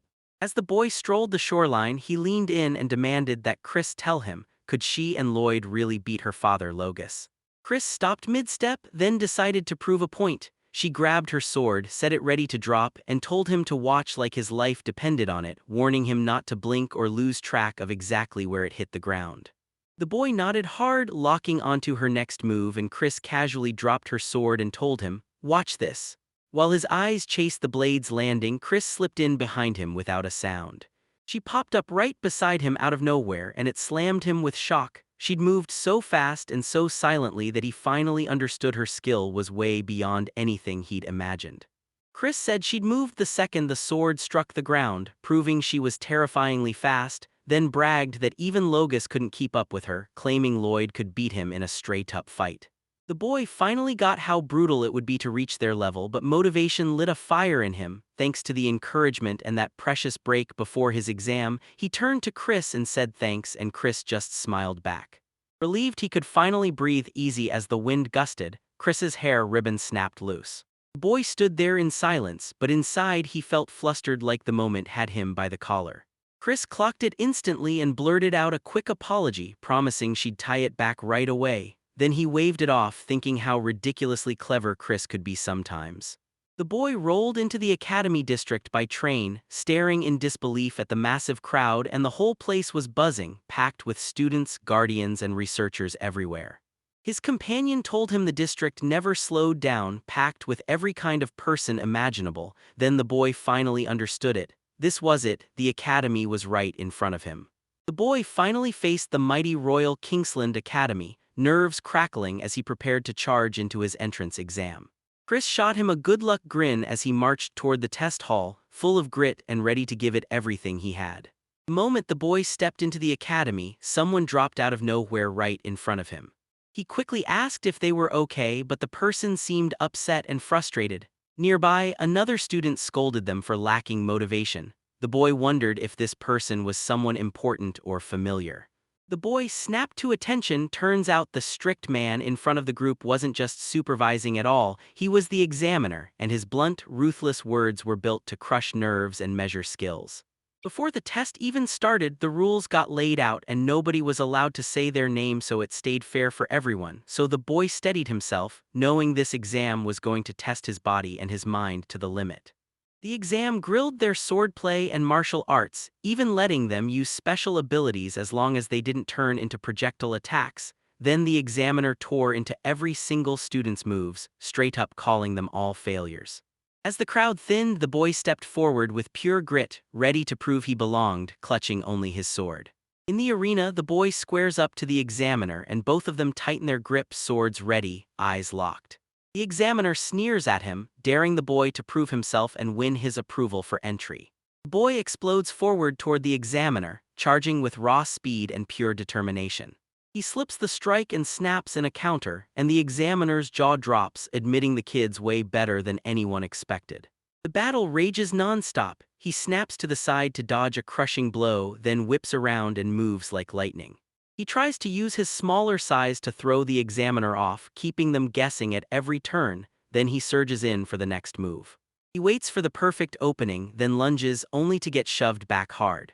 The examiner shoots him down, saying he's leaning on his status way too hard and that his technique just isn't cutting it. The boy's jaw drops. He realizes the examiner is even stronger than the knights.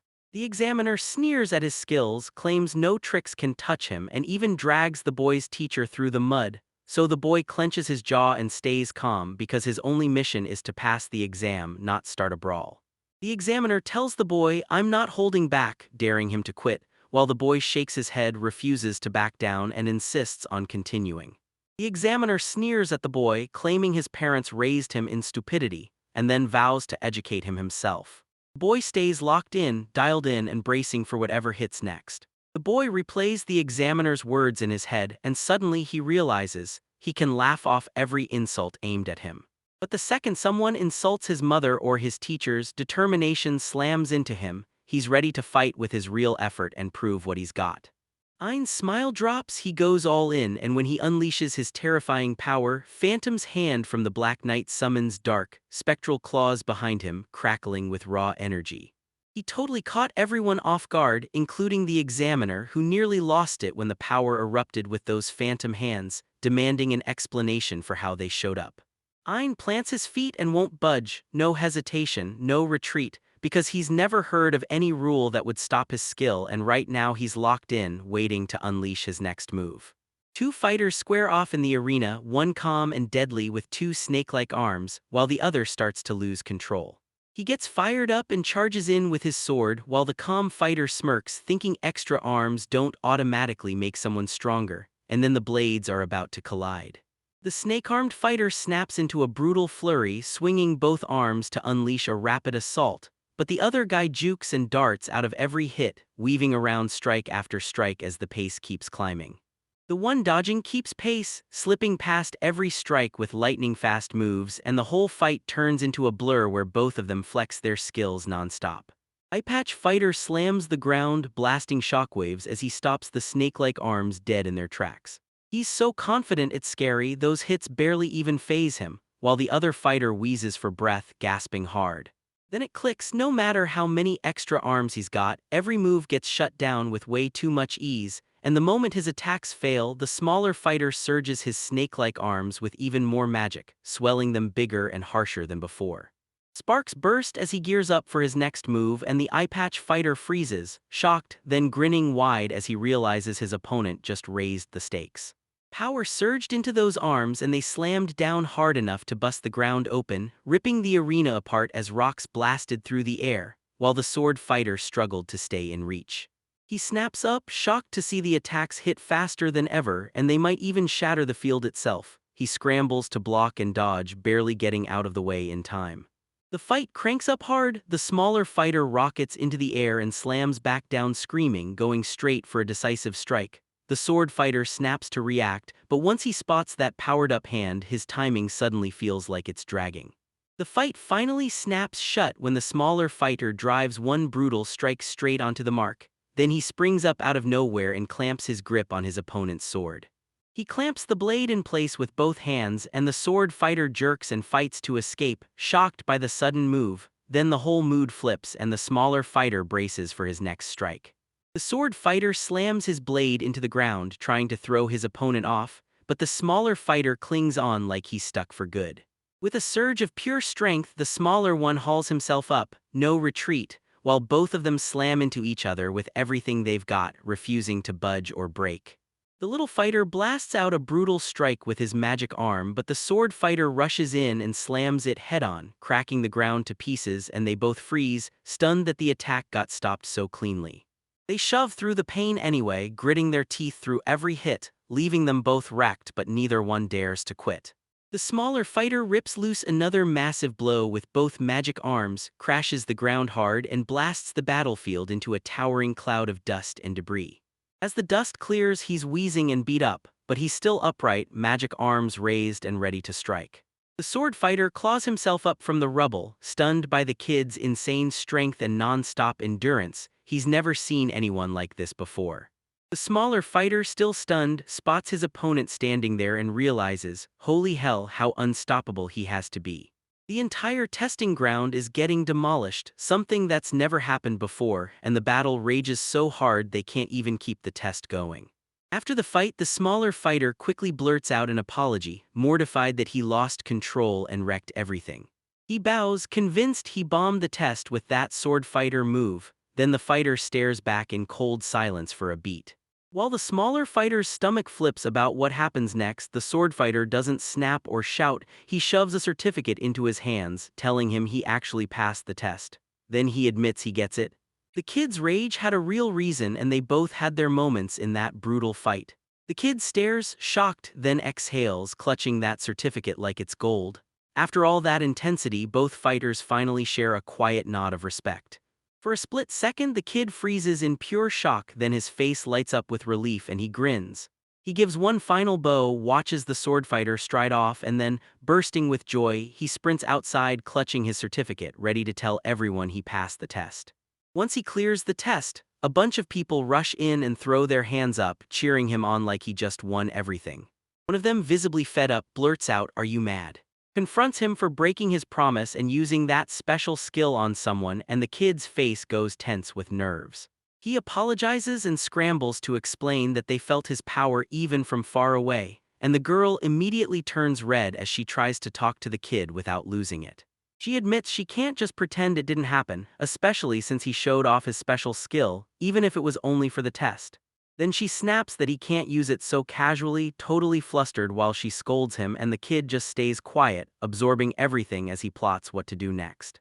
The kid frets that he'll hurt the examiner during the test, but the girl shakes his nerves, telling him the academy has a healer on standby, and yeah, the examiners are brutal, but they've got it. They're not just random people, these are former adventurers who have been swinging into fights for years, and she even teases that beating up an examiner that strong should score her extra points, but then she warns him that what they did is going to reach the king. So he's got to be ready for whatever hits next. The kid nods, and suddenly you can tell this just got a whole lot more serious. A few days later, Ein sits at the table while his father lays into him about what went down during the test, and his mother stands right there, silently watching. After the scolding, Ein's grandfather steps in like a shield, and the tension instantly melts away. Ein blinks, apologizes, and his grandfather chooses to let it slide. Ein's family starts pushing him to act like real royalty, then reminds everyone with zero chill that he's only 7 years old. His grandfather drops the bombshell that Ein is about to step up for public duties in the port town of Magna. This is going to be Ein's very first official job as part of the royal court, and his mom is practically bursting with pride. Ein jolts at the news, but he locks in and listens like it matters. Then he sinks into deep, quiet thoughts about what all this public trouble could mean for him. Outside, the scene swings to a calm harbor, where a ship rests quietly at the water's edge. His mother and grandfather march back inside, and Amy is left standing there, wrestling with the heavy new responsibilities they just dropped on him. Anne is marched into the harbor with his family, and the moment he sees the country's massive battleships, he realizes why everyone treats them like pure national pride. They told him these ships are all about guarding the borders, and that Magna's even got a huge navy base too. Ein's jaw drops at the sheer size and endless rows of ships. She rolls into the port town of Magna, one of the biggest cities in Ishtalica, and the place is buzzing, fishing boats crowding the market as they hawk their catch while the navy base sits right nearby. Ain's stuck on his main job inspecting the battleships, but then they shove another task at him. Check the very first batch of sea crystals tied to a contract his mother once handled, while he keeps his eyes on how the whole city's holding up. Ein showed Chris and another staff member some sea crystals that hadn't been processed yet, and Chris immediately tore open the crate in a flash to reveal what was inside. Moving so fast, Ein couldn't tell if it was magic or just pure ruthless skill. Once again, he can't help but marvel at how effortlessly she handles everything. Ein leans in and inspects the sea crystals, and they look exactly like salt that's been blasted into ice-hard stone. Once he wrapped up his public affairs work, he turned to everyone and thanked them for the whole experience. Ein looks up and asks his grandpa if he can hunt for a little souvenir for his mother, since she's been heartbroken she couldn't come on this trip, and his grandpa beams and says yes. Then the whole group finally lets out a breath and relaxes together. Ein's mother was crushed about being left out of the trip, but the moment she read a letter from his grandfather, the whole day turned brighter as the night rolled in. Ein grabs the chance to head to the pier and watch the sea, while his grandfather needs to talk to Chris about the ships. So Ein patiently holds up and waits before they go into the city. Chris won't let up. He demands Ein wears the Great Earth Ruby, a special pendant forged from a dragon core that uses brutal magic to keep the wearer alive. Even with them inside the Navy base, worry gnaws at her. She's still afraid for his safety. Ein finally nods and agrees to put it on, promising she won't wander off while he waits. Ein stands on the pier, soaking in the clear sky and warm autumn breeze like it's pure heaven. He leans over and watches the fish glide beneath him, and you can practically hear him grin as he thinks, what a perfect day to nap. Then he laughs, saying that if he weren't a crown prince he'd flop right down and sleep on the spot. Ayn snaps her head around, like she's hunting for the next clue and starts to. He realizes nobody will even blink if he slips into a quick nap right now. He spots a shady spot next to a crate, drops down, makes himself comfortable, and tells himself he's not officially crowned prince yet, because this might be the last time he ever gets to relax like this. He soaks in the calm, grinning like he just nailed the perfect decision. Ain stretched out on the water's edge, letting the waves wash over him until drowsiness hit hard and pulled him under. That calm, sleepy scenery hits him like a wave from the past, dragging his mind back to a port town called Roundheart. Then the ocean starts humming like a lullaby, and he drifts off into a quiet, content sleep. Aim keeps dreaming of sprinting through a sea of blooming flowers, right there with his mother. He plucks a flower, breathes in its sweet scent, and savors the moment like it was made just for him. He blurts out to his mom, "Smells amazing," as he carries it closer and lets the scent hit. He suddenly sneezes and both of them burst into laughter, sharing a warm, happy moment. Ayn jolts awake, baffled by the warmth of a lap beneath him, and he catches a floral scent he knows too well. Does this mean he's still stuck dreaming of his mother? Everything blurs as he scrambles to separate what's real from what is.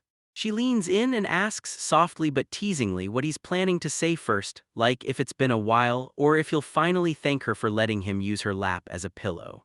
Ayn jerks his gaze upward, still on edge, wondering if this is real life or just a dream he can't wake from. Clon snaps awake and realizes he's sprawled right on Clon's lap.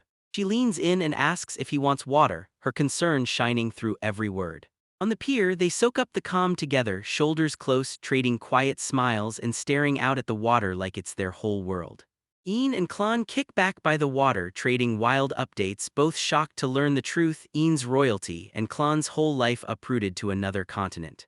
They break into laughter and soak up every second of the conversation like it's pure gold.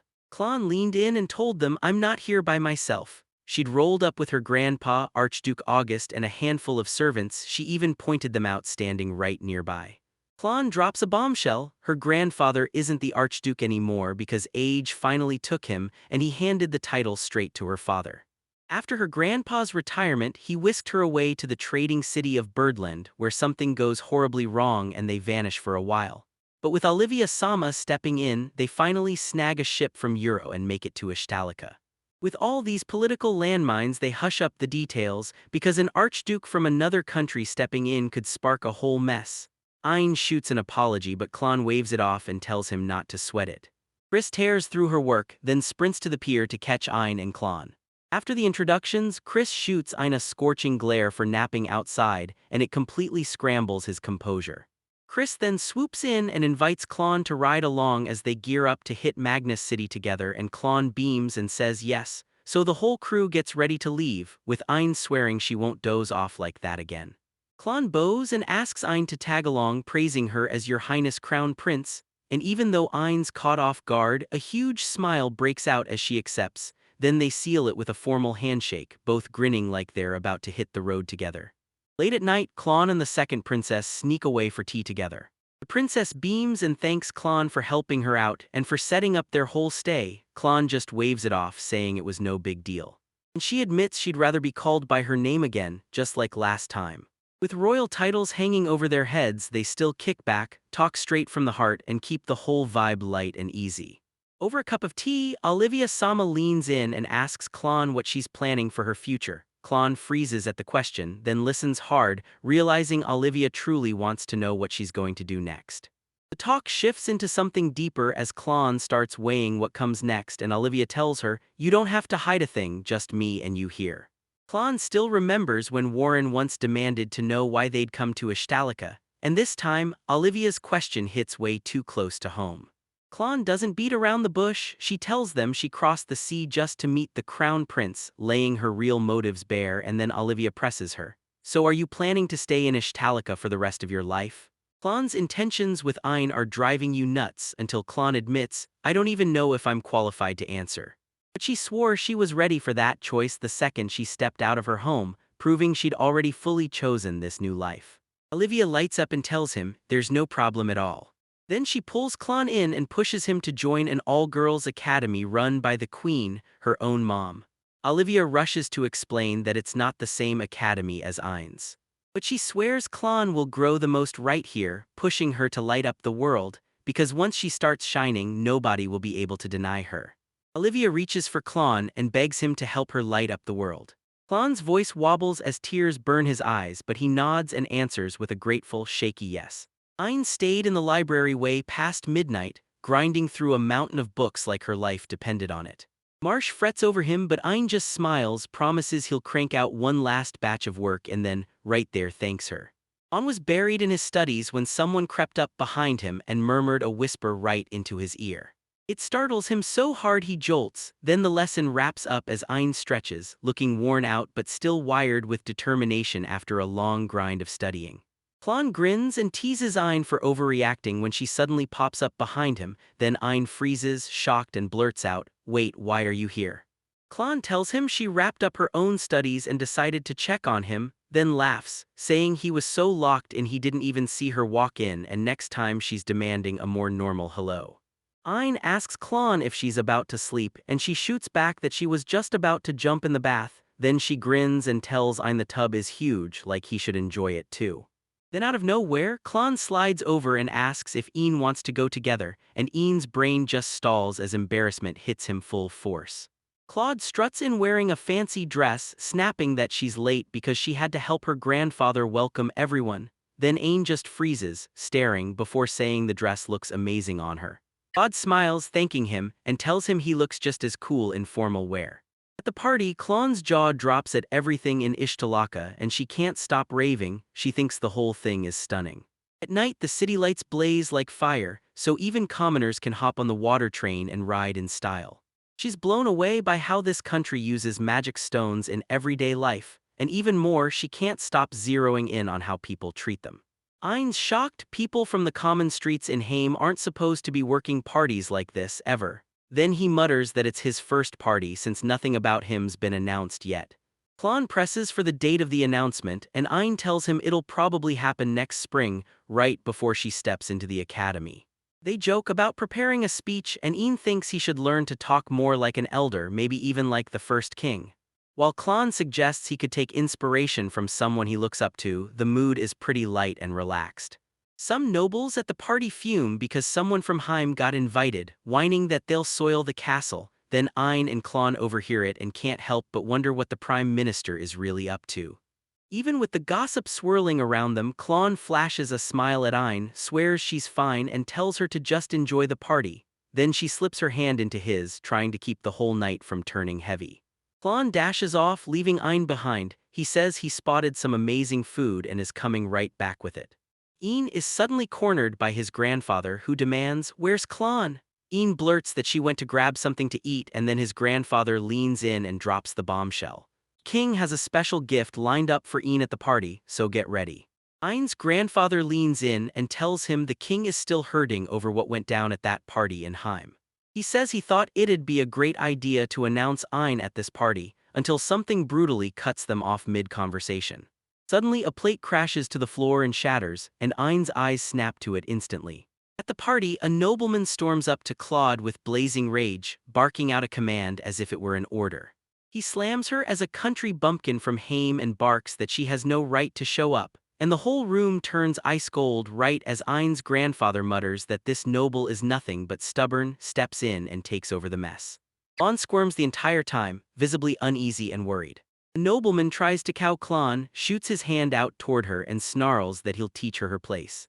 Ayn shoots in, clamps the man's wrist and halts him in his tracks, then coolly asks if he's got business with his guest, letting everyone know he's standing there to protect Klon.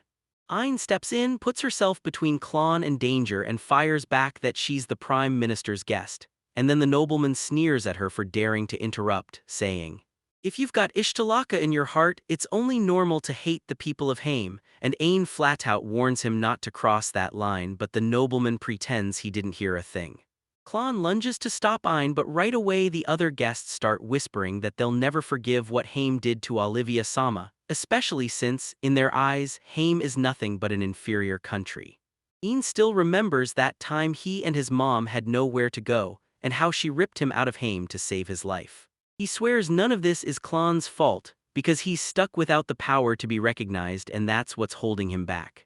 And this time he decides he'll finally fight back with his own power. he clamps onto Klon's hand, ready to strike. Ian steps up in front of Klon and blasts the message to everyone. If you've got beef with Haim, put that rage on him instead. Klon's eyes widen as his bold move lands, and the entire room snaps to attention at Ein's words. That raging noble freezes, his nerves screaming, while Ein's grandfather just smirks like it's all entertainment. Ein stays totally calm and tells the noble he gets it, especially how it feels when the crown prince loses his inheritance to Haim. And he doesn't hold it against him for feeling that way, so the noble snaps into panic, yanking back fast, insisting he's got zero complaints about the crown prince. Ein spirals into memories of his past, blaming himself for every weakness and for dragging misery onto his mother. He recalls how his own family threw him away, convinced that being looked down on was just how it goes. Then he meets her and everything flips. For the first time, he finally gets his chance to prove what he's worth. Ein steps forward, snatches the glowing object and declares he's ready to apologize to everyone for his weakness, but the world's different now. The noble freaks out, sure Ain's about to pull something dangerous, yet Ain stays icy calm and tells him not to worry. Ein slowly sets his hand on the huge blue magic stone, and the moment he does, it blazes to life and blasts out raw energy. Everyone stares in stunned silence as the blue stone turns crystal transparent right in front of their eyes, and the guests erupt in disbelief. Because they can feel it, something unbelievable is actually unfolding. Ein lifts that now clear platinum stone high in front of everyone and basically tells them, "I'm not losing, monsters don't get to win."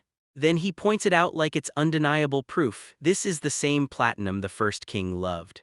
Standing tall in the middle of the room, he challenges the crowd, demanding to know if they still dare to say the pride of Ishtalaka is weak. The older man staring at him freezes in shock, realizing Ein looks exactly like someone he knows. Right then, the whole room's mood flips on its head. Ein towers before the crowd, lifting the platinum stone high overhead. He blares out his name, Ein von Ishtalaka, and tells everyone to toss their complaints about Klon straight to him, not around the room. Then he caps it off with a grin. If anyone still has an issue with him, they can come to the castle anytime.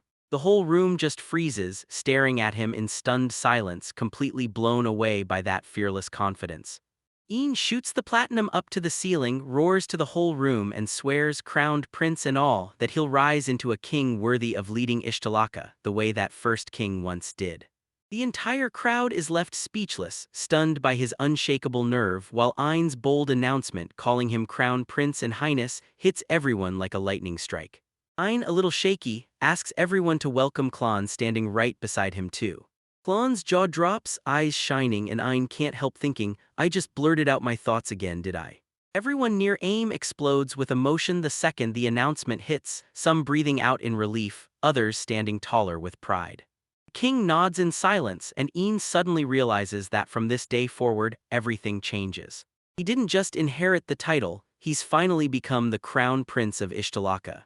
Just a few days after Ain claimed the crown prince title at that party, Ishtalaka throws a massive public celebration. Fireworks explode in the sky, the castle lights up with decorations, and Ain steps out to a roaring crowd as the new crown lands with a flash of power.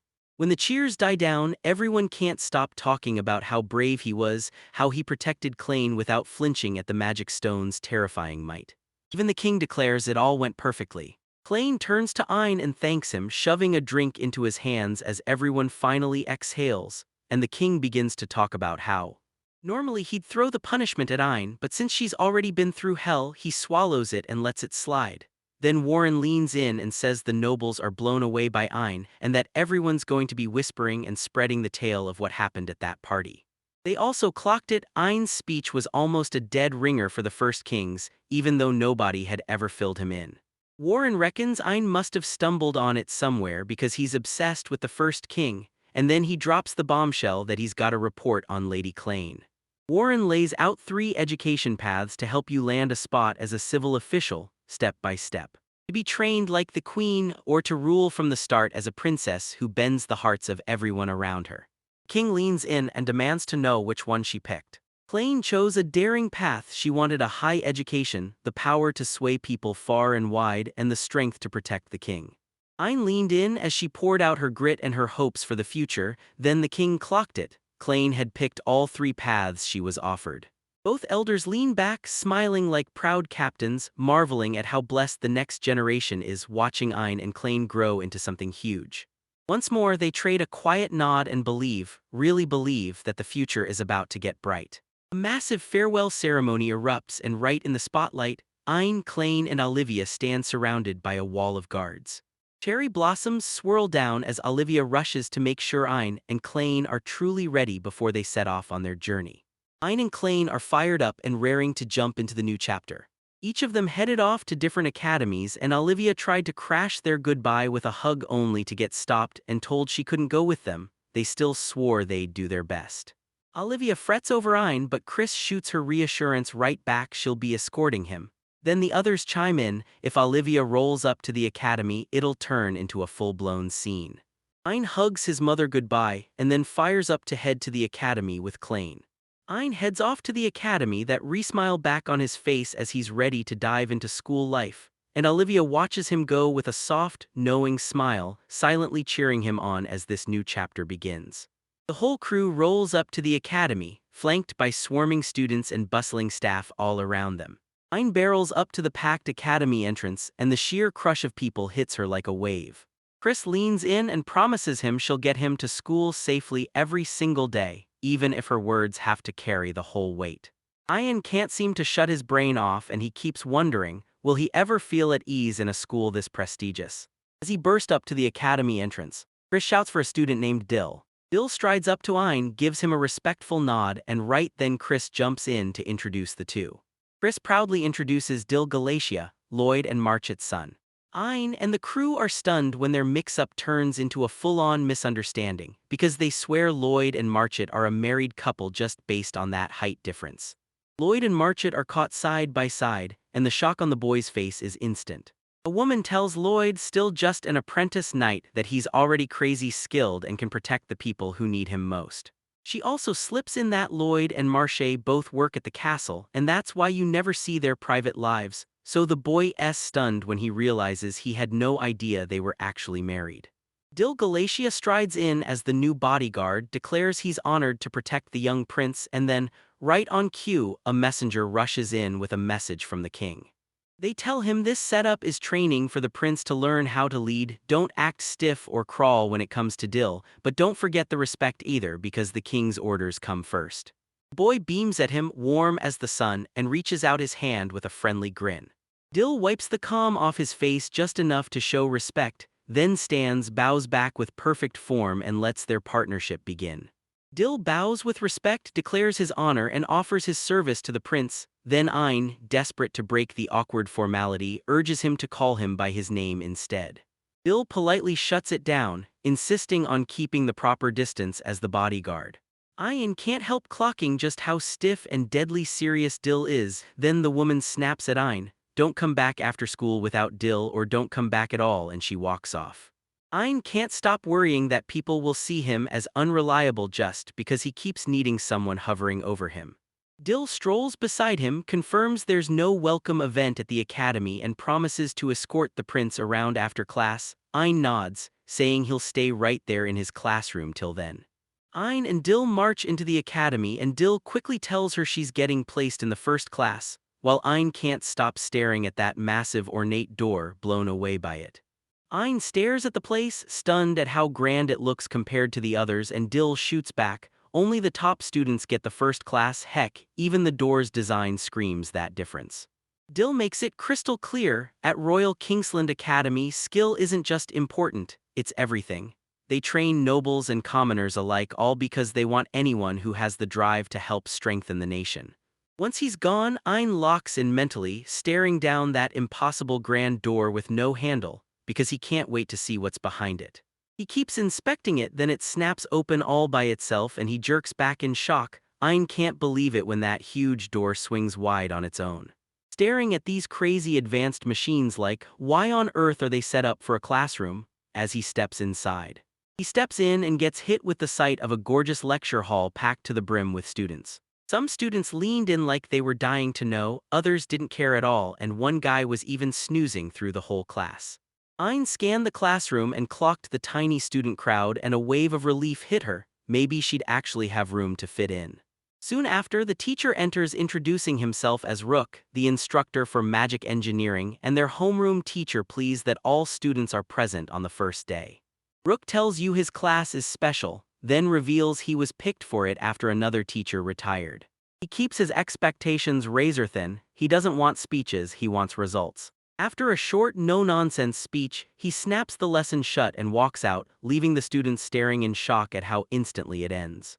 Before they leave, Rook tells everyone they can skip classes if they're proving results, but they still have to clear the test that's held twice a year. As soon as he's gone, a bright-eyed student named Roland steps up and introduces himself to Ein, saying he got in through the magic engineering exam, leaving Ein stunned at just how much freedom this academy lets them have. As Roland brushes it off with a laugh, Ein slips into a chat with him, and when he casually mentions he got in through the swordsmanship test, Ein quietly puts two and two together, guessing Roland might be a demi-human, maybe even a war wolf.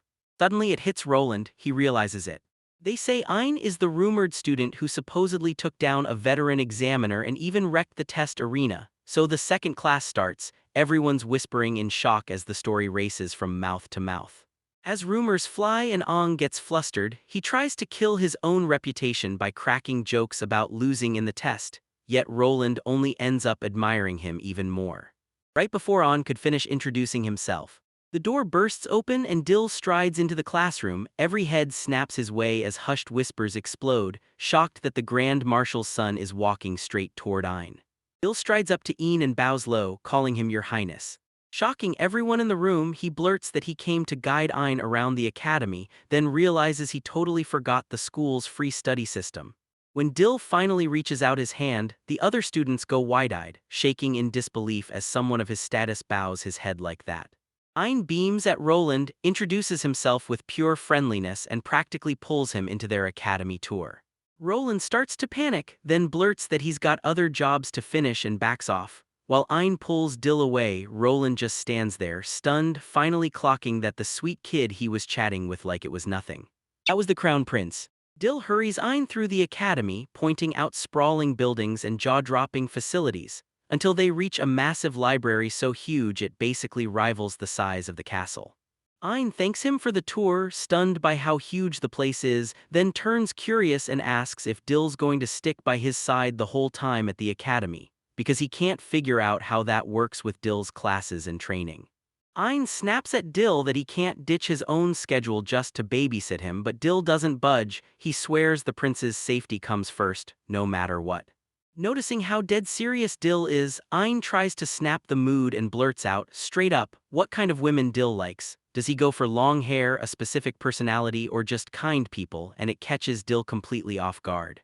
Ein tries to break the tension by asking Dill what kind of girl he likes, praying it'll spark a real connection. Then Dill pauses.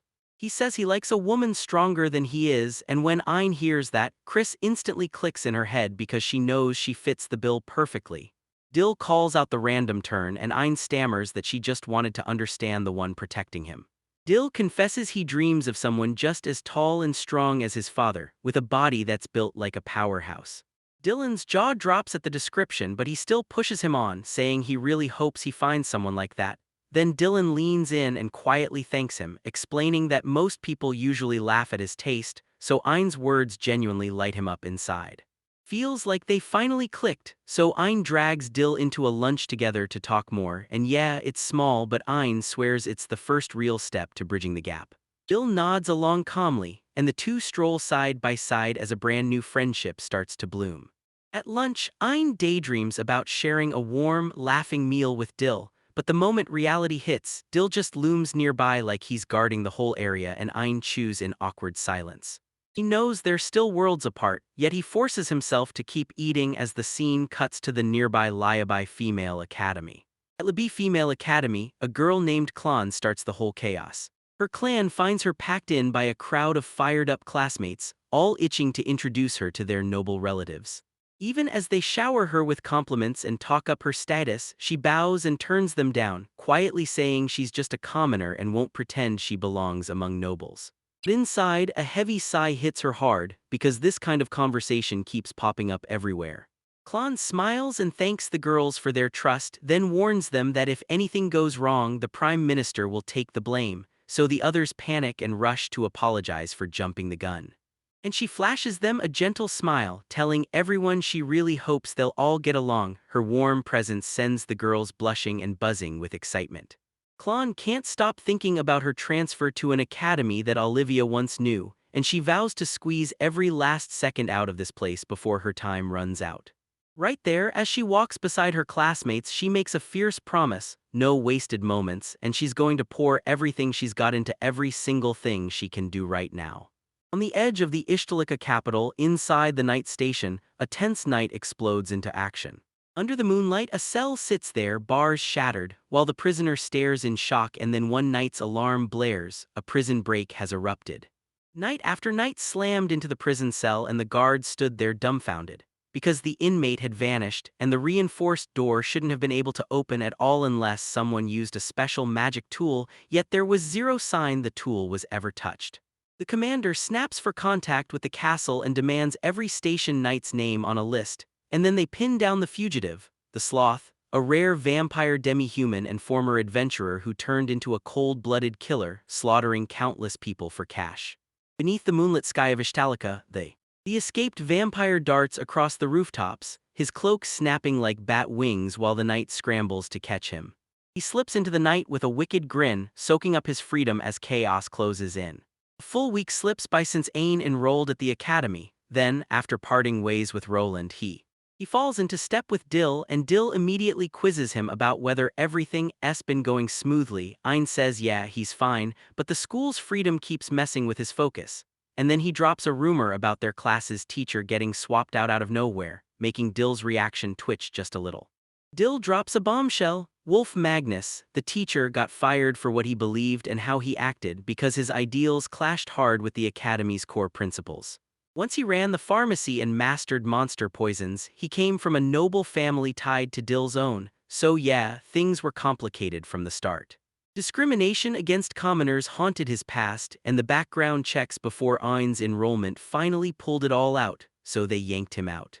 Dill snaps that the guy they threw out came from a noble bloodline, but he never had an ounce of real dignity, so they kicked him into the Knights to keep watch because his past was packed with misconduct. While Dill thinks the man got off too easy, Ain shoots back that she doesn't approve of that kind of punishment either.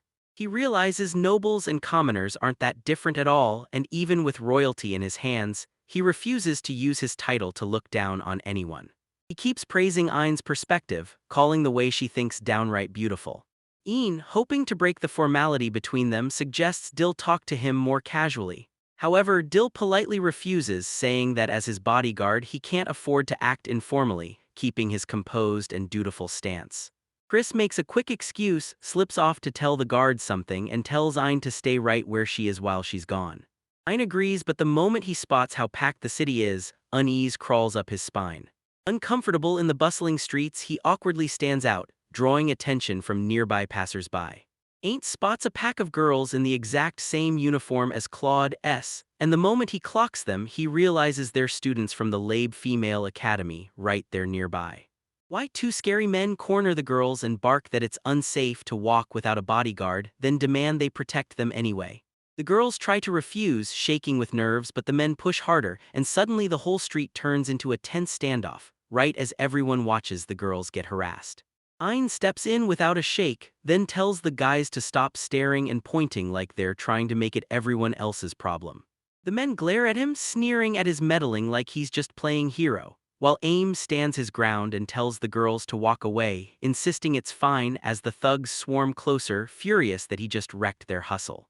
One of the thugs seethes and swings at Ain, yelling that he'll regret butting in on adults. Ain slips out of the way in a blink and snaps back with a counter.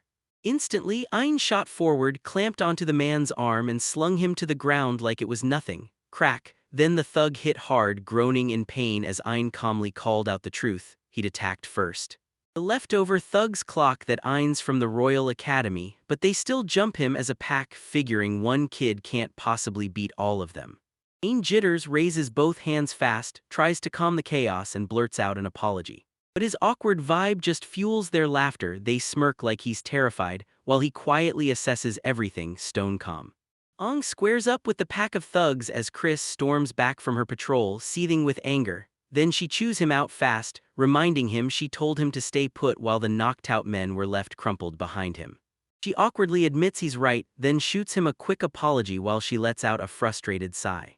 Even though irritation flares in her, she eases up, tells him it's okay because he meant well, then tosses a joke. He always finds a way to get himself into trouble. The whole crew marches into a massive grand hall, where ancient weapons and relics crowd the walls like secrets waiting to explode.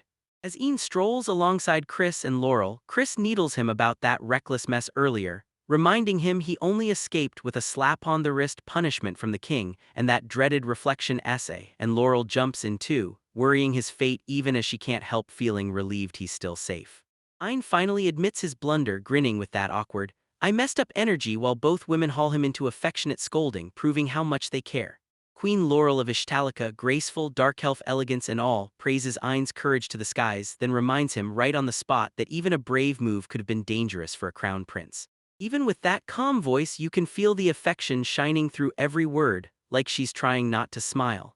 As they stroll side by side, she brings up how she wants to reward him for everything he's done, and she teases him by calling herself his grandma, warm enough to melt the cold out of the moment. Curious about what's going on, Ain shadows her as she rummages through the royal treasury for something made only for him, and then Laurel slides in a dark, ornate dagger on a velvet cushion, its blade pitch black, etched with mind-blowing patterns, saying it matches him perfectly, especially after he swallowed the Dullahan's magic stone. Ain hesitates at the idea of touching a national treasure, but Laurel and the others push back, insisting it fits the perfect look of a royal knight. With nerves rattling, he reaches out and grabs the weapon, and the second his fingers touch it, its strange power surges to life, like it's already been waiting. Ain tightens her grip on the dagger and a faint glow creeps along the dark blade. He can't believe it, holding it feels effortless, like it belongs in his hand. The weapons are poised to strike, but everything in his body, balance, aura, even the vibe in the air clicks into place like it was made for him. Laurel beams and demands his thoughts while Ain is still reeling, staring at the dagger like it's alive. Then she blurts the truth. It feels exactly like part of his own arm, and this gift isn't just a tool, it's tied to something deeper than they ever expected. Ain beams and gratefully thanks Queen Laurel, calling her Grandma, and that real, warm smile hits everyone like lightning. The heartfelt moment knocks her off guard and her heart suddenly skips a beat. The others burst into warm laughter as the mood lifts, and Olivia and Chris sprint in to scoop Ain up in a hug, fawning over how adorable he is now, even cooler than before, while they watch the cheerful chaos swallow the kid she just rewarded as he gets smothered in affection. Ain flashes his brand new dagger like it's treasure, grinning as he tells everyone his grandmother gave it to him, and that elegant blade instantly steals the spotlight. Then his classmate even chips in with a compliment, saying it fits him perfectly. While they're talking, a tiny cat-eared girl scrambles onto the bed, pouting hard and cutting them off mid-sentence. So Ain gets annoyed, blurts out an apology, and finally snaps his focus to her as she demands they listen. The whole crew crowds in around a display case, staring at a mysterious black crystal like it's about to bite. Then the cat-eared girl drops the truth. Ain snagged it from Majolica's shop, and yet she can't analyze it at all, not even a little. Even after devouring countless books, she still found zero clues about what it really is. Ain tells her to hit the Academy's library, saying it's packed with more answers than the castles ever could be, yet somehow, nobody there even sounds sure. The cat-eared girl jeers at Ain, hurling useless crown prince like it's nothing, and it instantly sets his temper off. Snapping, Ain grabs her and yanks her sensitive ears, dragging out a sharp yelp of pain. His friend snaps at him for turning to violence, and without really looking sorry, he awkwardly apologizes, admitting that's just how it always goes between them as the cat girl grumbles about his temper. She rubbed her ears and sighed like, "Seriously, this is getting out of hand," while the whole group fell into that tense but somehow hilarious vibe. The cat-eared girl throws out a dangerous plan to tame that cursed magic stone, urging Ain to try absorbing just a sliver of its power himself, while Ain stalls, calling it a brutal move. But she swears it'll be safe if he just takes a little, and to keep him protected, she warns that they should seal or even destroy the room the moment things go wrong, because realizing there's no other choice, he has to go along. Ain nods and says he'll try, then he tells his buddy Klon to back up as the cat girl finally unseals the stone. As the seal around the cursed magic stone starts to crack, Iron steps forward, pulled in by something he can't ignore, while the others stare in tight silence, tense but dying to see what happens next. The second he reaches out, a faint vibration ripples through the room and Ian's chest jolts with a sudden throb, like that stone is humming in sync with his energy. The crowd keeps trading tense looks, not knowing if this is going to work or if danger is about to strike any second. The second Ain's fingers brush the cursed magic stone, a dark aura erupts and whips around him like a storm while a chilling voice slams into his head. "I found you." Klon screams at Ain to shove the stone back in the box, but the cat girl freaks out when she realizes the voice is coming straight from the stone. Then the power erupts even harder and Ain fights tooth and nail to clamp it down, his body shaking as he tries to force it back inside. Dark energy explodes from the stone, coils around Ain, and then 4 gigantic phantom hands tear out of his back. The air warps from their raw power and papers and books get blasted spinning across the room. Ain freezes in disbelief as the truth hits. This energy is pouring out of him, the very same cursed power that once belonged to a Dullahan. Stunned, he can't believe this power is back and hits even harder than before. Ain's body jerks forward on its own, phantom hands clamping the cursed stone while energy violently surges through him and the girls scramble and scream at him to stop. But he can't rein it in. Someone yanks the power in by force, his grip snaps tighter and the whole room shakes as the stone's energy fuses into his body. He clenched his teeth and realized his willpower wasn't soaking it up at all. His power was literally eating the magic stone itself. The cat girl rockets toward Ain, clawing at him with all her might to yank him back as the cursed power spirals out of control. Phantom hands thrash nonstop, smashing furniture and cracking the floor, and she screams for him to stop, but Ain is getting pulled under as the magic stone drinks him in. The energy snaps back into the world, ripping through the room like a blast wave, and both of them get hurled backward by the sheer force. As the dust finally settles, Ain crawls upright, completely drained, his body screaming with exhaustion. Then he looks down and freezes. Right there, his right arm has morphed into dark armor, faintly throbbing with the same cursed energy as the magic stone. The girls gawk in total disbelief and they all realize it isn't going to fade. Ain clenches that new arm, fighting to process what just happened as confusion and shock slam across his face while the others whisper in awe and fear about what he's become. At last, the cursed stone's power stops raging and the room collapses into rubble, thick with smoke. In the middle stands Ain, unmoving, his right arm fully turned into a dark, armored weapon, faintly pulsing with the last leftovers of its energy. Everyone stares at him, stunned and lost, like their brains just froze, because nobody has a clue what the hell just happened. The shattered magic stone rests in the box, dim, lifeless pieces, and when Ian stares at his own shaking arm, he can barely get the words out, "What is this?" While everyone else can only stare in silence, stuck with no clue, Ian sinks into the chair and keeps locking eyes on his armored arm, still in pure disbelief. Then the others crowd in fast, desperate to figure out what just happened. He tells them his body moved by itself like it was trying to swallow that cursed magic stone, and the cat girl snaps that it might be the way his old stones resonate with this one. Ain swears he never meant to absorb it, but the transformation answers for him. Tension spikes instantly because they all realize the truth. Something way deeper than they expected is unfolding inside him. Earlier that day, Ain tracked down Majolica, the merchant who'd sold him the cursed magic stone, and she dropped a chilling truth. Some rare stones don't just sit there, they call to their own kind with a weird magnetic resonance. The Dullahan stone and the Demon Lord stone were the perfect example, snapping into motion like they'd been bonded by their old wielders. She swore those stones almost act like they're alive, like they're hunting each other just to reunite no matter what. And Majolica's warning hit him like a hammer. If 2 stones like that clash too hard, something wild and totally uncontrollable might wake up inside the one who holds them. After the explosion, the room erupted into chaos, debris and fragments flew everywhere. Right there, Ain crumpled onto the floor, still reeling from the armored arm that had just formed out of nowhere. Suddenly, wham, someone slammed on the door and Chris shot up, totally rattled by the booming noise. Panic ripped through them as Klon scrambled for excuses, but Chris refused to back down and barreled in anyway, so the group frantically hid Ain's transformation, praying she wouldn't spot the mess brewing inside. Right as Chris stepped in, Ain's armor blinked out of existence, and the room erupted in chaos, but it looked harmless. The second Chris stepped in, she spotted the 3 of them acting jittery, scrambling to bury their panic. She heard the noise and immediately started questioning it, but they awkwardly waved it off until she looked down at the box in her hands. The cat girl's eyes went wide as whatever was inside instantly sparked her curiosity and sent tension snapping into place. The tension snapped away the moment the box swung open and revealed a breathtaking, ornately carved book. Ayn and Klon stared in stunned silence until she lit up and proudly confessed it had drained her entire year's allowance. Meanwhile, Chris gave her delivery request a quiet yes, even as the chaos from earlier still left him scratching his head. The cat girl beamed as she bragged that this fancy book was penned by a legendary elf, someone who devoted their entire life to studying just one thing: the Demon Lord. Ayn's face tightened the instant she clocked what the subject really was.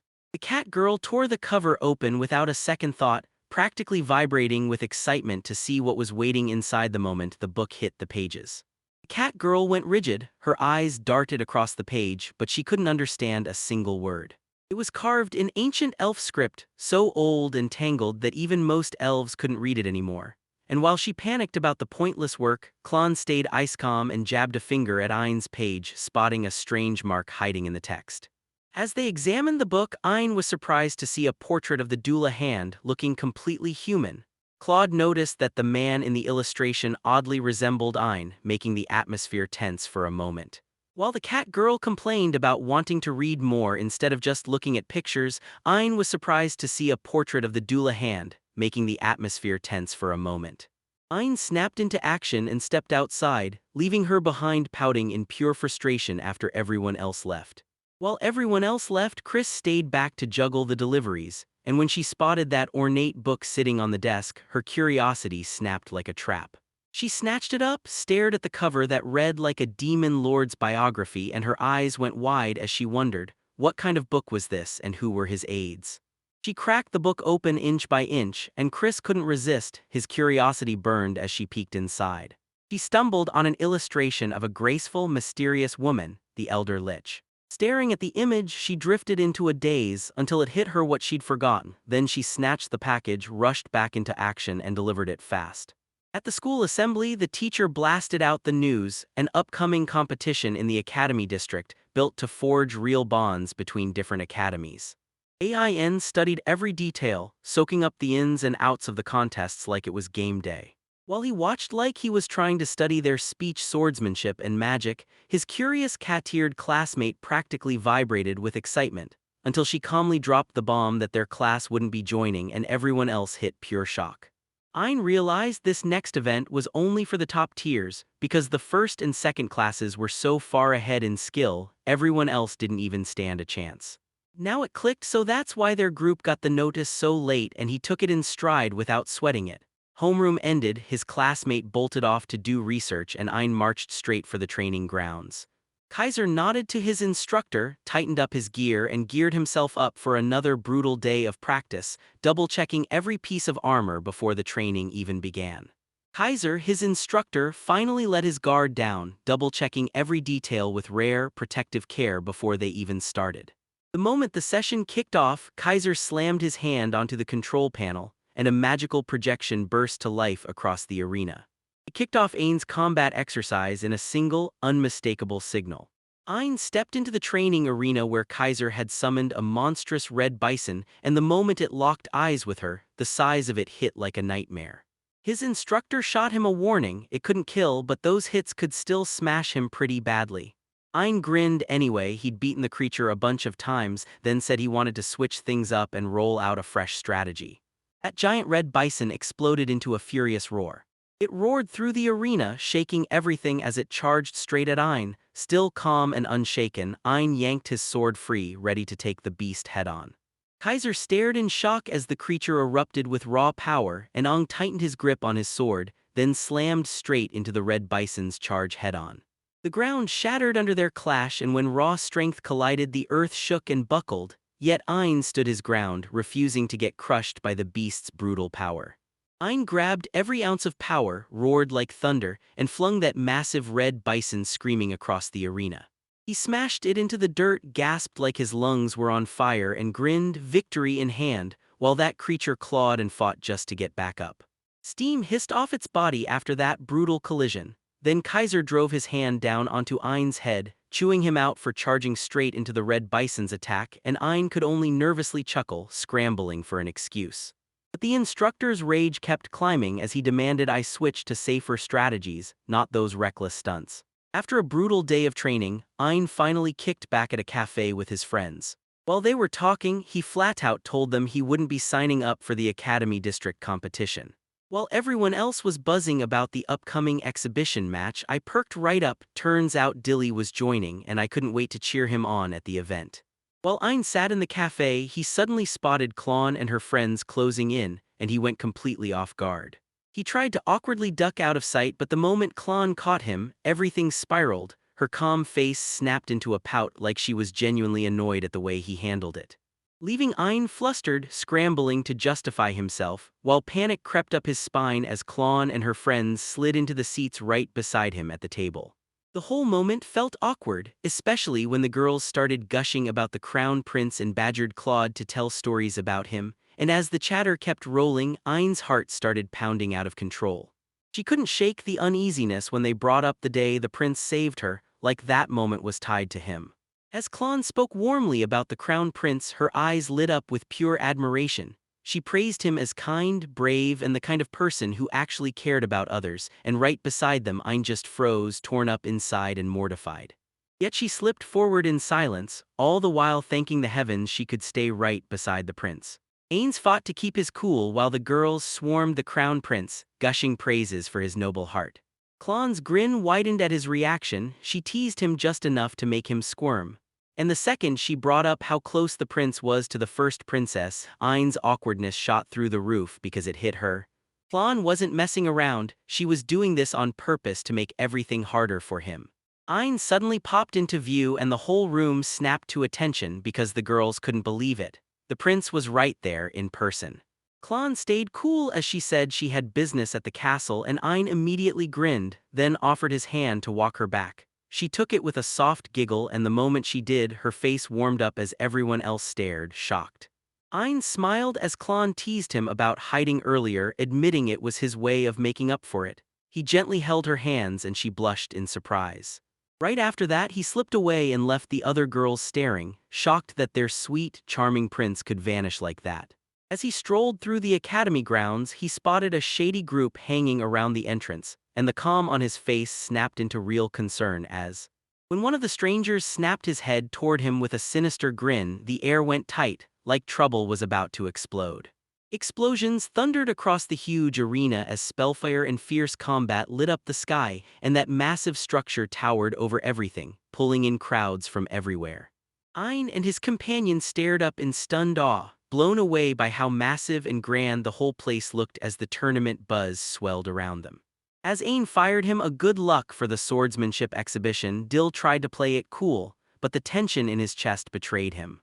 Ein clocked Dill's nervous fidgeting in seconds, catching him completely off guard. Then Dill blurted out his unease, face burning because he'd just shown the prince his weak side. Once Ein saw how rare that nervous streak was, she teased him like, "Hey, it's kinda nice seeing you like this." Embarrassed but still steady, Dill swore he couldn't drop the act, refusing to say the prince's name, and Ein only smirked, clearly entertained by his stubborn formality. While Dill slipped away to make an excuse, Ein couldn't stop thinking about that rare, more human side she'd just glimpsed in his usually stone-faced bodyguard. Ein said Dill still wouldn't say his name, and Chris let out a soft laugh, totally relieved they were finally clicking. Then, right before they rushed for the arena, Ein asked them to swing by the academy first. Chris jumped in at once, promising to walk him to find that pen his grandfather had given him, because the match hadn't started yet and there was still time. As Ein strode across the quiet academy grounds, the whole place suddenly felt enormous and painfully empty, like every student had vanished from the face of the earth. A faint scent snagged his attention, sweet and layered, drifting from the cafe terrace, so he froze on the spot, sensing something off when a soft rustle finally stirred right beside him. Inside the academy, a hooded man stalked in and slammed a bestiared student to the floor, pinning him there with a brutal stomp. Then he grumbled that the students were supposed to be on holiday and sighed hard at the hassle. The captive tried to talk his way out, saying he'd only come back for something he forgot in the classroom. The man chuckled like it was cute, admitted there wasn't a real reason to keep him, then casually promised he'd let him go later, wearing a cold grin that screamed he definitely wasn't being honest. The hooded man flipped his mind on the spot, yanked the terrified student by the collar, and announced he'd drag him into his mission's spoils. With a twisted smile, he finally fessed up. He was a vampire and it had been weeks since he'd tasted blood. Then he confessed he'd never once tried werewolf blood, wondered what it would feel like, and closed in while the boy fought fear. The vampire slid in close, his fangs flashing as he confessed he couldn't rein in his hunger, then grinned like a nightmare and warned he might drain the boy dry and kill him while he was at it. His crazed laughter tore through the room, and the terrified captive froze, finally realizing the horror of how trapped he really was. The vampire hoisted the bound boy by the neck, grinning as his fear flared when the door creaked open. Ein stepped in and his calm face didn't fool anyone, those eyes burned with sharp tension. As it hit him what was going on, he snapped his gaze onto the cloaked man and demanded in a cold, steady voice to know exactly what he was doing to his friend. The vampire clamped down on the boy's neck while Ein questioned him, firing demands to know what went down outside. The vampire looked utterly unimpressed. Mumbling that everything had gotten unbearable, he spat that the fallen men were useless, totally ignoring the kid standing right in front of him. The vampire snarled in rage, veins swelling as he screamed at Ein for turning his life into a nightmare, but Ein didn't even flinch. He just said it wouldn't be trouble if the vampire simply surrendered. The vampire spat back that he'd never go back to prison, and in the tense quiet, Ein calmly reached for his weapon, eyes set on ending the fight himself. Ein shot forward with pure determination, yelling that he'd grab the vampire by force. Then they crashed together in a blur, blade flashing through empty air as the vampire slipped back with a venomous hiss. With lightning-fast reflexes, Ein yanked his bound friend out of the enemy's grip, clutching him tight as the vampire smirked, clearly stunned that this kid could move that fast. Ein snapped, demanding the intruder's name and why they'd shown up at the academy in the first place. The vampire smirked and licked his bleeding arm as he admitted it. He'd been hired by some noble nursing a vicious grudge at the institution, then he decided the fight wasn't worth it and moved to leave, mumbling that his time serving was done. The vampire slammed a smoke screen down and choked the room in thick dust clouds. Ein snapped into action, eyes cutting through the haze as the enemy's voice boomed, bragging that he used to be an adventurer and learned to stay ruthless and wary of every single foe. Ein balled his fist tight, eyes blazing with pure determination, and slammed forward through the smoke. He vowed to strike back, even if his opponent was on another level, and as the smoke swallowed the battlefield, Ein couldn't shake the truth. This vampire had battle experience he couldn't match, and the fight was tilting hard against him. Memories slammed into his head, don't spill your real power, not carelessly. But when he saw his injured friends getting crushed in the enemy's grip, his hesitation snapped, and cold determination burned in his face. From the thick smoke the vampire erupted forward, eyes burning with bloodlust as he poised to slice Ein open and drain every last drop. Right before he could swing, the boy exploded with power, air ripping with a crack, and the vampire's strike got yanked to a halt mid-motion. His face contorted in raw shock and pain as blood sprayed, and he couldn't even wrap his head around what just hit him. As Ung planted his feet, silent and terrifyingly calm, he snapped into action, wrenching out a colossal spectral arm that ripped straight through the smoke with brutal, unstoppable force. The phantom's hand snapped forward and slammed through everything in its way, blasting shockwaves through the room, so hard the floor and walls cracked under the impact. The smoke finally parted and you could see exactly how much power he'd been holding back. Everything crumbled, walls split wide and debris blasted across the room. Ein stood frozen in the center as the phantom's hand swirled protectively behind him like a living shadow, and the vampire reeled back, staring in pure disbelief. Ein's voice sliced through the silence, steady and ice-cold, accusing him of hurting his friend while the mocking words bounced off his unwavering gaze, because Ein was ready to end it. The vampire screamed with rage, smashing the room with flying debris as his power surged, then he laughed at Ein for underestimating grown warriors, and swore he'd never need his blood again. Ein shot into action, his phantom's hand slammed through the air, chopping the rubble to bits before it could even touch him. The collision rattled the whole hall and you could feel the massive gap in power between them. They shrank with every exchange, and then the vampire snapped, rage boiling as his scream tore through the air, demanding Ein be killed. In a blur, he lunged with feral speed, claws cutting the space in front of him, but Ein didn't blink, his energy surged again. Ein snapped up another spectral arm just as the hit came, KRAK. The floor split under their feet and the whole building shuddered from the clash. Then Ein surged with power, phantom arms blasted out of the ground and they slammed the vampire from every side, the crushing force swallowing his defenses and pinning him hard in place. The vampire shrieked in raw disbelief, rage blazing as his power crumbled while he fought back the assault, but Ein stayed rooted and calm until his enemy's fury snapped into pure panic. After that brutal clash, Iron stayed upright, chest heaving as his phantom's hand finally started to fade, while the vampire crumpled in the rubble, barely hanging on. Roland, rattled but totally unhurt, sprinted straight to Ein, his mind racing with confusion and worry. Ein steadied him and told him it was done, the threat had been beaten and the enemy was down. While Roland tried to catch up with what just happened, it clicked. The man had been muttering something weird right before he dropped. The two stared down at the fallen foe. When he finally clocked that his strike at the academy wasn't random at all, it hit him. Someone sent him with a mission and the real goal was still a mystery.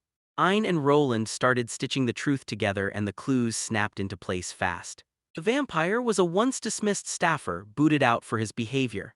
Ein remembered the line about being hired by a noble who hated the academy, and then his face shifted, because that same faint scent hanging in the air jolted his memory back to the cafe terrace earlier.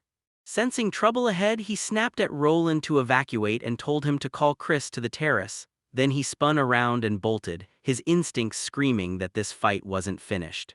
And he still hasn't made it to the cafe terrace yet. By the water, a calm figure sat with a cup of tea like nothing in the world could touch him. Wolf Magnus, a former teacher kicked out of the academy. No matter what he'd lost, he looked steady, and when he greeted Ein, that unsettling confidence hit like a warning.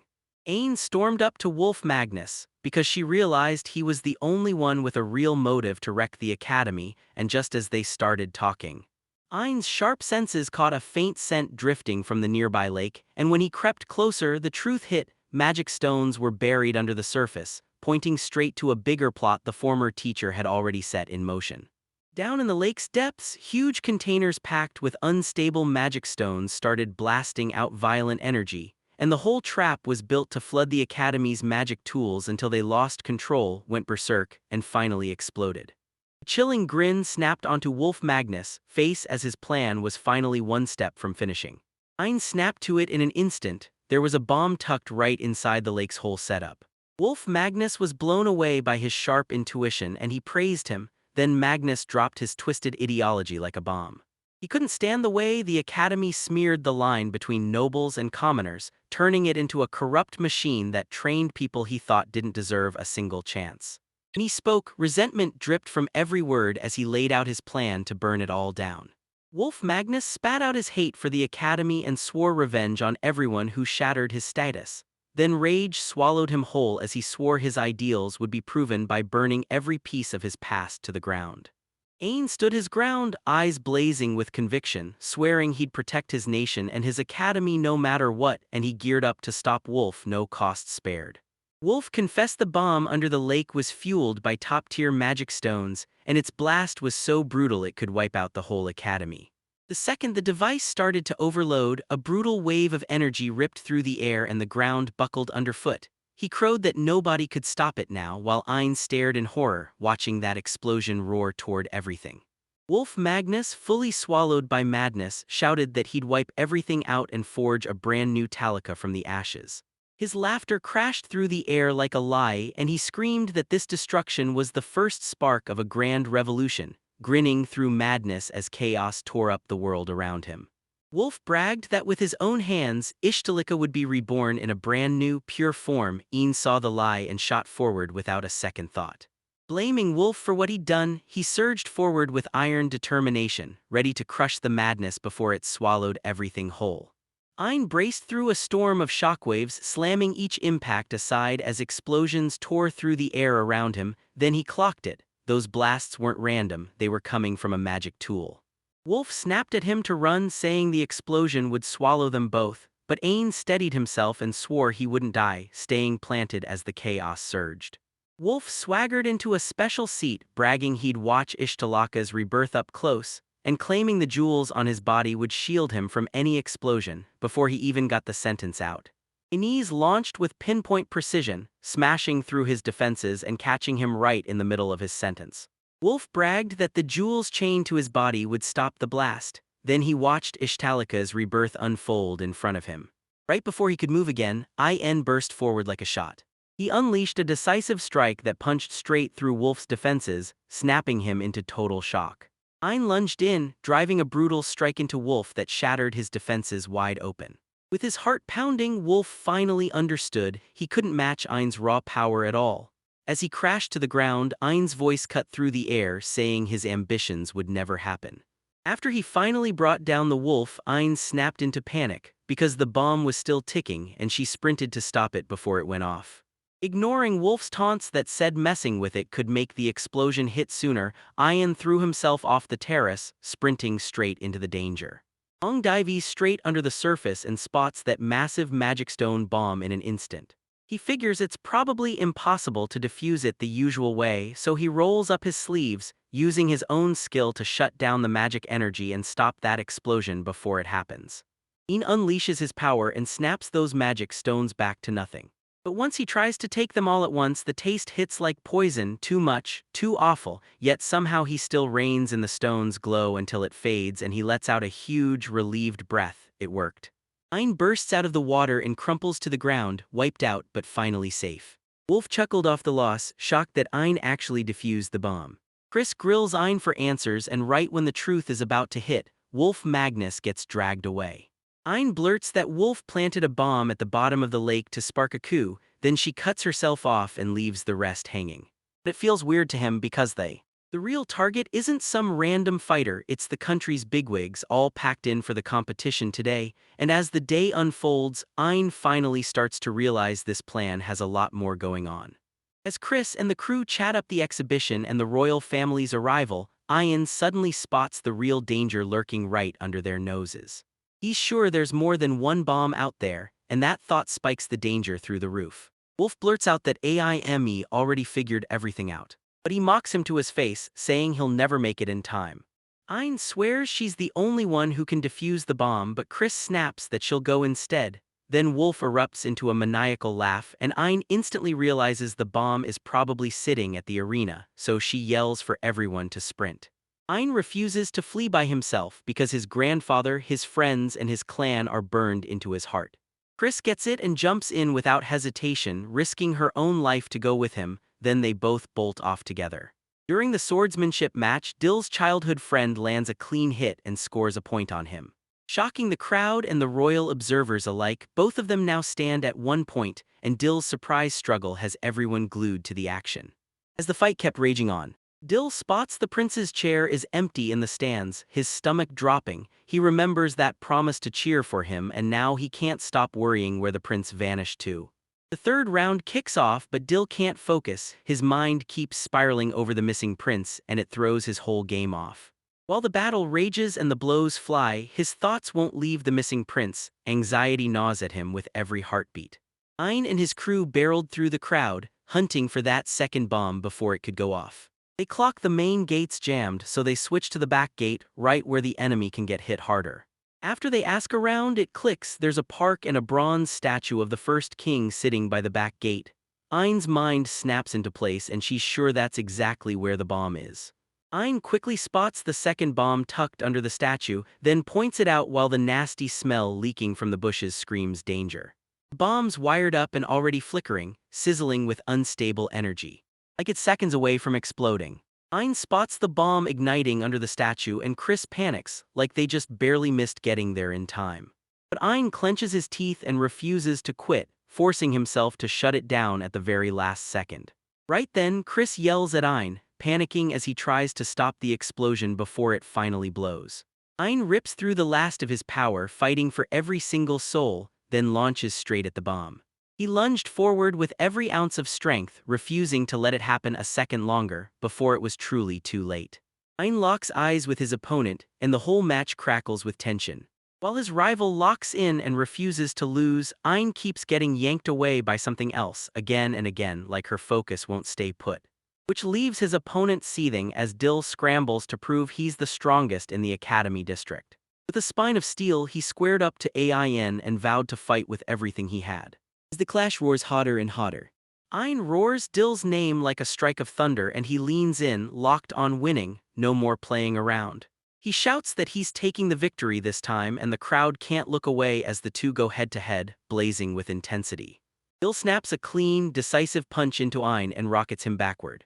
Dill gets declared the winner by just one nail-biting point. The crowd erupts as Dill strides off, victorious, and every single person in the stands reacts to that win like it just lit a fuse.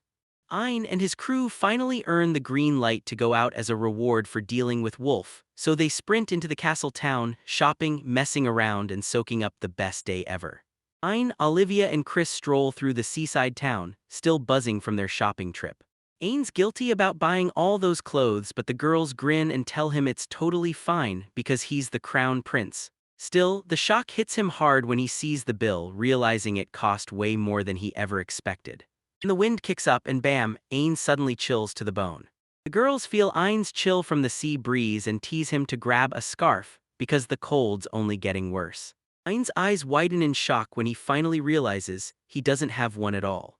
While they soak in the view, they gush about the harbor's perfect crescent curve, but warn that reefs lurk way out in the open sea. They discovered that the crescent-shaped harbor was carved out after a brutal monster attack, and the beast was none other than the Sea King. It was massive, bigger than the country's warships, and it could command the waves like they were puppets, all from one single monster that somehow caused the entire disaster. They finally uncover the truth. The sea dragon is the monster that warped the harbor's shape. Ain and the girl freeze, wide-eyed, as the shock of what they just heard hits them all at once. They talk about how a single sea dragon, just one, has wreaked havoc for centuries, smashing everything, sinking ships, and leaving a trail of death behind it. In Ishtalika's whole history, nobody's racked up casualties like the demon lord until him. The sea dragon resurfaces every 100 to 200 years and they can't shake the question, did it ever get truly, fully defeated? They're saying it wouldn't shock anyone if the sea dragon shows up again anytime now, and the knight just reassures everyone, saying, their countermeasure research has skyrocketed and now their country is way stronger, built to protect them no matter what comes. After they're done talking, one of the girls grins and says she wants to hit up a store.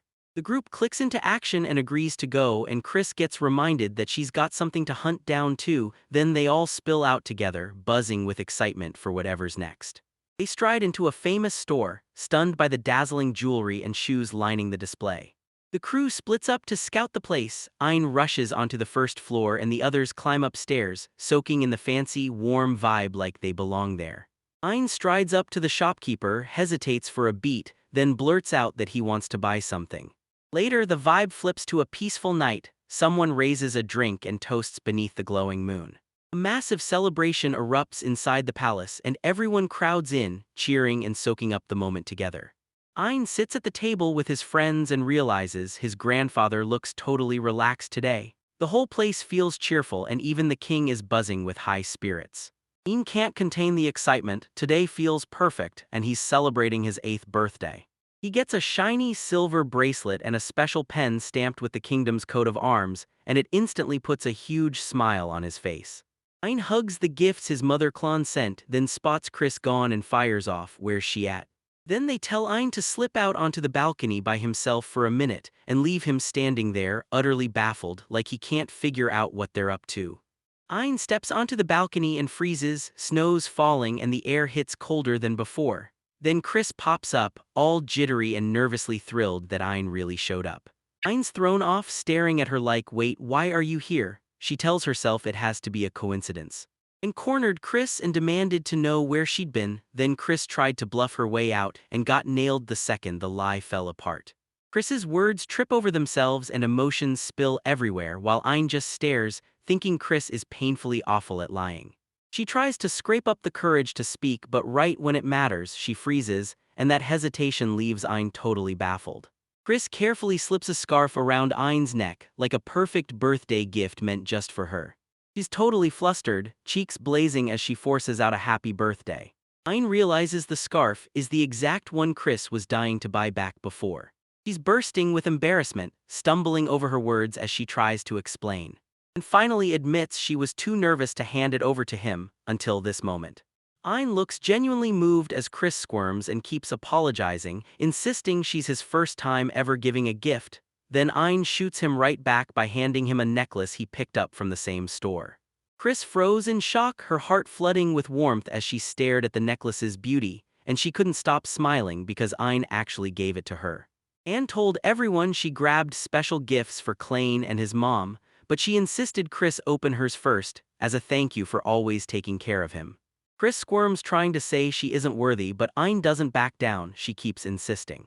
So she beams, snatches up the scarf, and promises she'll wear it every single day. Chris clutches the necklace Aim gave her, and her cheeks burn bright with a full-on blush.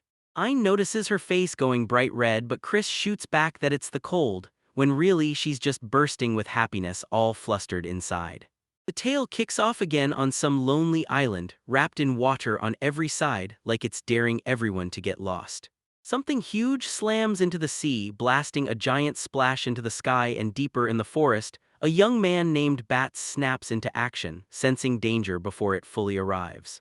He yells for his companion to jump, warning that the threat is charging in fast. No hesitation, together they spring toward him to get out of reach. Bats snaps into action and lands a clean, solid strike. Then Leonardo erupts in loud celebration, riding the moment like it's the coolest thing ever. But before he can finish bragging, the others blast him for it, pointing out that the prince did the real heavy lifting by carving the perfect opening. Because Leonardo's cocky talk doesn't get ignored and his teammates absolutely won't let him get away with it. A month ago, the Academy dropped the bombshell. A field trip, no ordinary outing at all, where they'd haul everyone to a remote island just off the Ishtal continent. The teacher leaned in and warned them these weren't like normal field trips because the real trouble was coming. While some students buzzed with excitement, the Bats didn't look impressed at all. They were already bracing for trouble, so the teacher steps in and reveals what the field trip is really about. Students will be thrown into teams of 4, scrambled from different classes, and they'll have just 3 days to march across a set island on foot, and yeah, there's a catch. Monsters swarm the island, lurking everywhere you turn.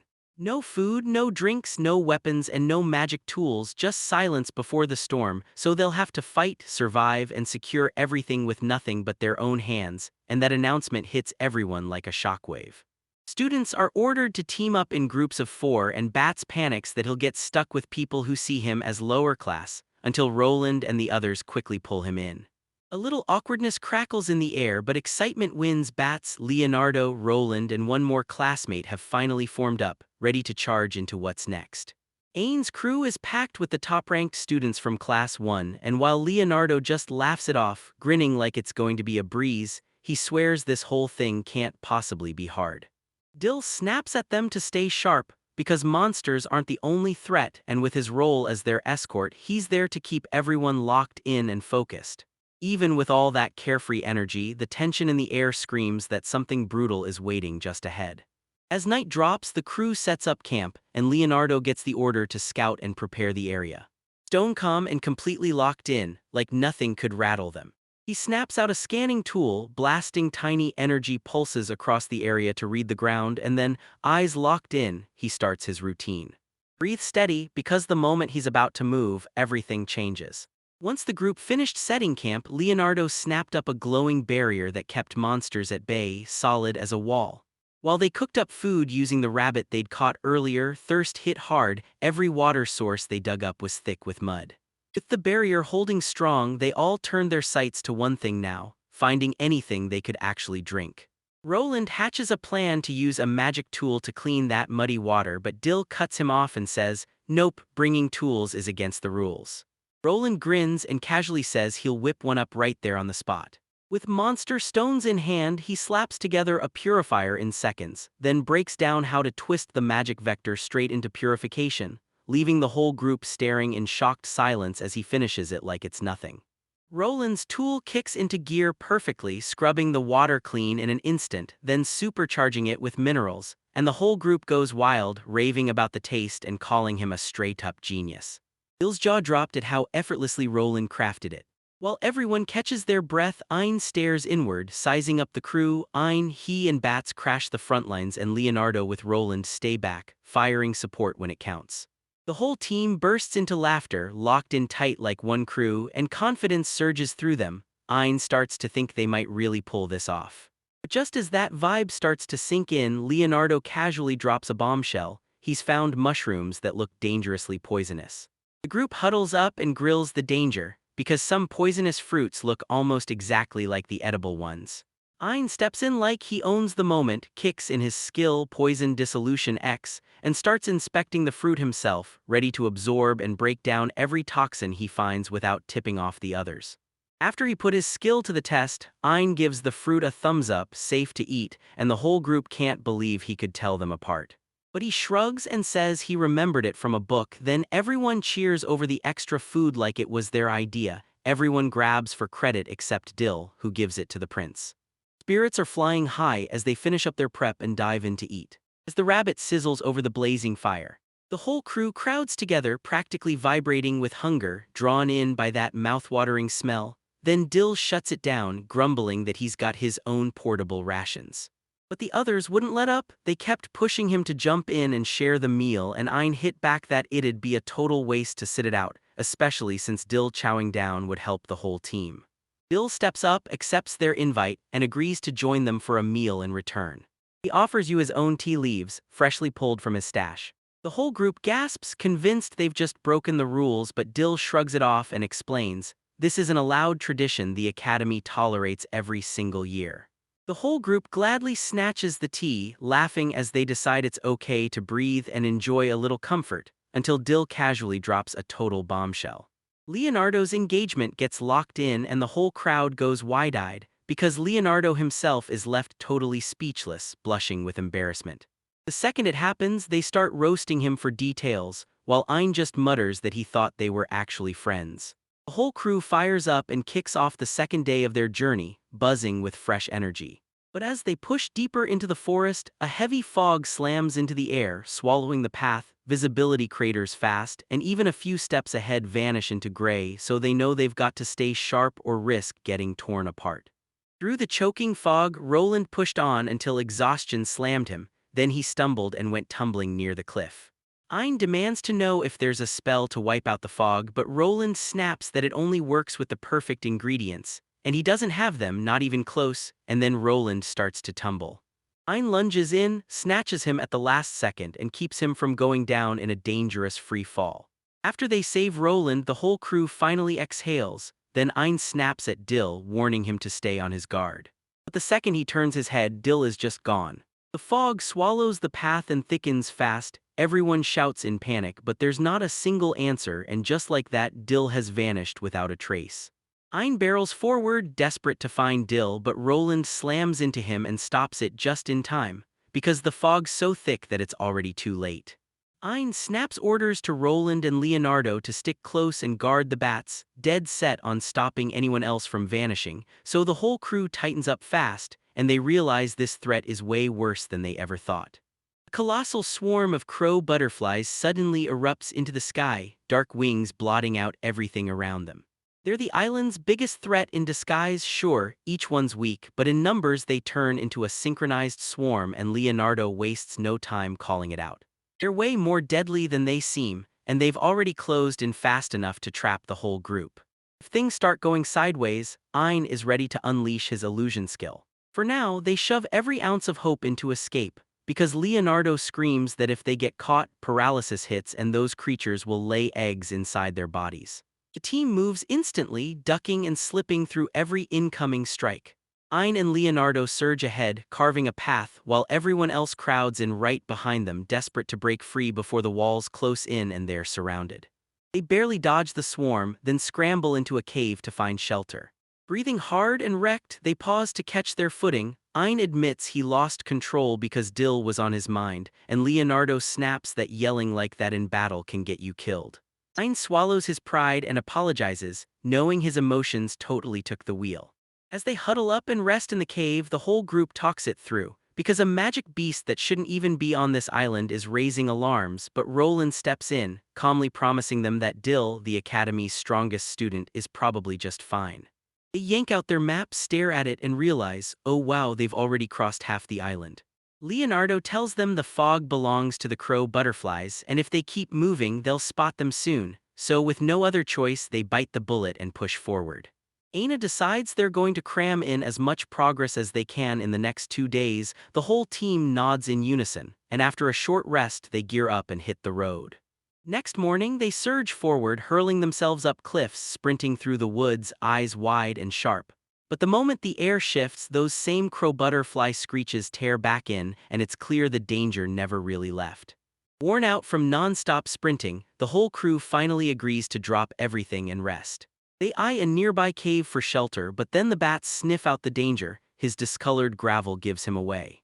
The air goes murky level but with a sickly purple tint, and he says the miasma is from old magic or leftover monster guts, so this cave's officially unsafe. They choose to steer clear because places like that love to swallow people whole and spring deadly traps. Bats explains the miasma is poisonous to both humans and beasts. Only the monsters that call it home are immune, everyone else is blown away by his knowledge. He credits it all to his father, Baron Krim, who keeps tangling with dangerous creatures and drills him with lessons every day. That night the crew drops their gear, builds camp, and finally sinks into some well-earned rest by the fire. While the others drift off to sleep, Ein keeps staring into the fire, knowing that his troubled thoughts won't just disappear. And Wolin had already checked, said the island was safe, so there's no chance they'd have overlooked the threat of those crow butterflies. So that idea flips everything. Maybe the island isn't the real problem at all, and maybe the real disaster is their group, or the situation they're trapped in. With the fire popping and everyone else asleep behind the barrier, he snaps pieces into place, right as the next clue clicks into view. He suddenly realizes the weirdness isn't coming from the island at all. Right here, in the middle of it all, he slips over to Roland and quietly asks for a moment.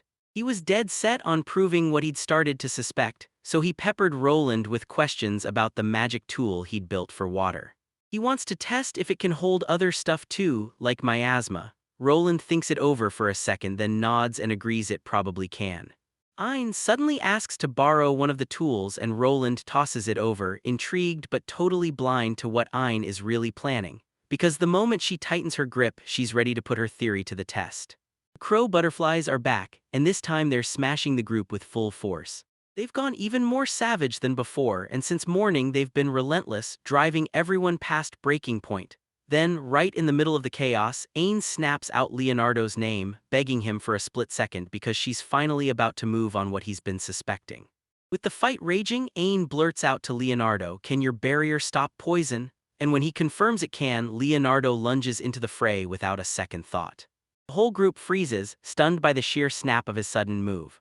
Ain snaps that a barrier has to go up right now, because he knows he's about to pull something dangerous and it might be reckless. Ein charges ahead into the danger, refusing to look back as panic screams behind him. Right as the swarm crashes in, Leonardo slams the barrier into place, sealing the whole group inside with seconds to spare. The crow butterflies slam into it mid-attack, cut off from their target, then screech as the barrier shoves them back, their wings beating in frantic retreat. As soon as it's safe, the whole crew crumples to the ground, shaking with exhaustion and gulping air. Ein Kumlai insists he only thinned their numbers for a second, then orders everyone to rest and chug water, but before anyone can argue he spins around and strides off alone, leaving everyone else stunned and panicking. Ain snaps the swarm away from the group and charges straight into the crow butterflies by himself, and the moment they close in from every side, he makes sure they lock onto him, spelling instant distance from his teammates. The others stare in horror as Ain drives deeper and deeper into danger, and then it hits them. He's been acting as bait the whole time. Ein rips the device up, hurls it to the ground, and smashes it to pieces. Releasing a thick, dark cloud, it detonates outward, blasting the swarm apart and sending the crow butterflies flying in every direction. With chaos roaring all around, Ein plants himself in the middle and shoves the enemies back in one brutal move. Then the whole group charges toward him, stunned that he's completely unharmed even with the miasma still choking the air. With a calm grin, Ein just shrugs and tells them the truth. His poison resistance shields him from it. For a moment, the danger backed off, then they finally saw it. His move wasn't reckless at all, it was planned. The others swarmed Ein, chewing him out for taking that risk and flat out admitting they were terrified. Ein opens his mouth too, and they waste no time, shrugging it off and moving on before the moment can drag. Soon after, the crew finally storms into their target. the peninsula, but the moment they arrive, relief dies instantly, replaced by pure confusion because something is clearly seriously wrong. When they finally reach the destination, they find Dill standing there safe and calm. Then he lays into them with praise for Ein's lightning-fast move against the swarm and for how perfectly the whole crew synced up.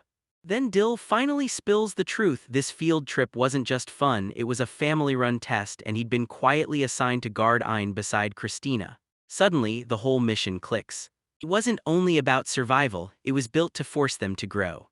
Ein strides forward, dead serious for once, and squares up to Dill, snapping that his reckless stunt sparked real worry. Dill's stunned, because Ein's not playing around.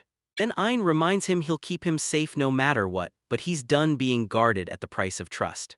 Ein confesses he doesn't want a relationship ruled by ranks and orders, and he admits Dill's move stung way more than he ever expected. And demands just one promise never to make him feel that way again. Dill swallows hard, feels how heavy those words really are, and quietly gets it. Ein isn't refusing protection, he's insisting on trust. Ein cracks the tension, basically saying titles and ranks don't mean a thing to him. Then he tells Dill to call him by his name, making it crystal clear he wants real honesty, not empty formality. After a quick breath, everything stops, then the moment hits. Dill nods and agrees, quietly accepting Ein's request and the bond it stands for.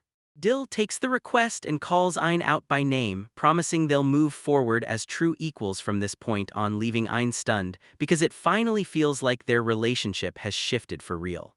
Tension finally breaks, and everyone erupts in laughter together.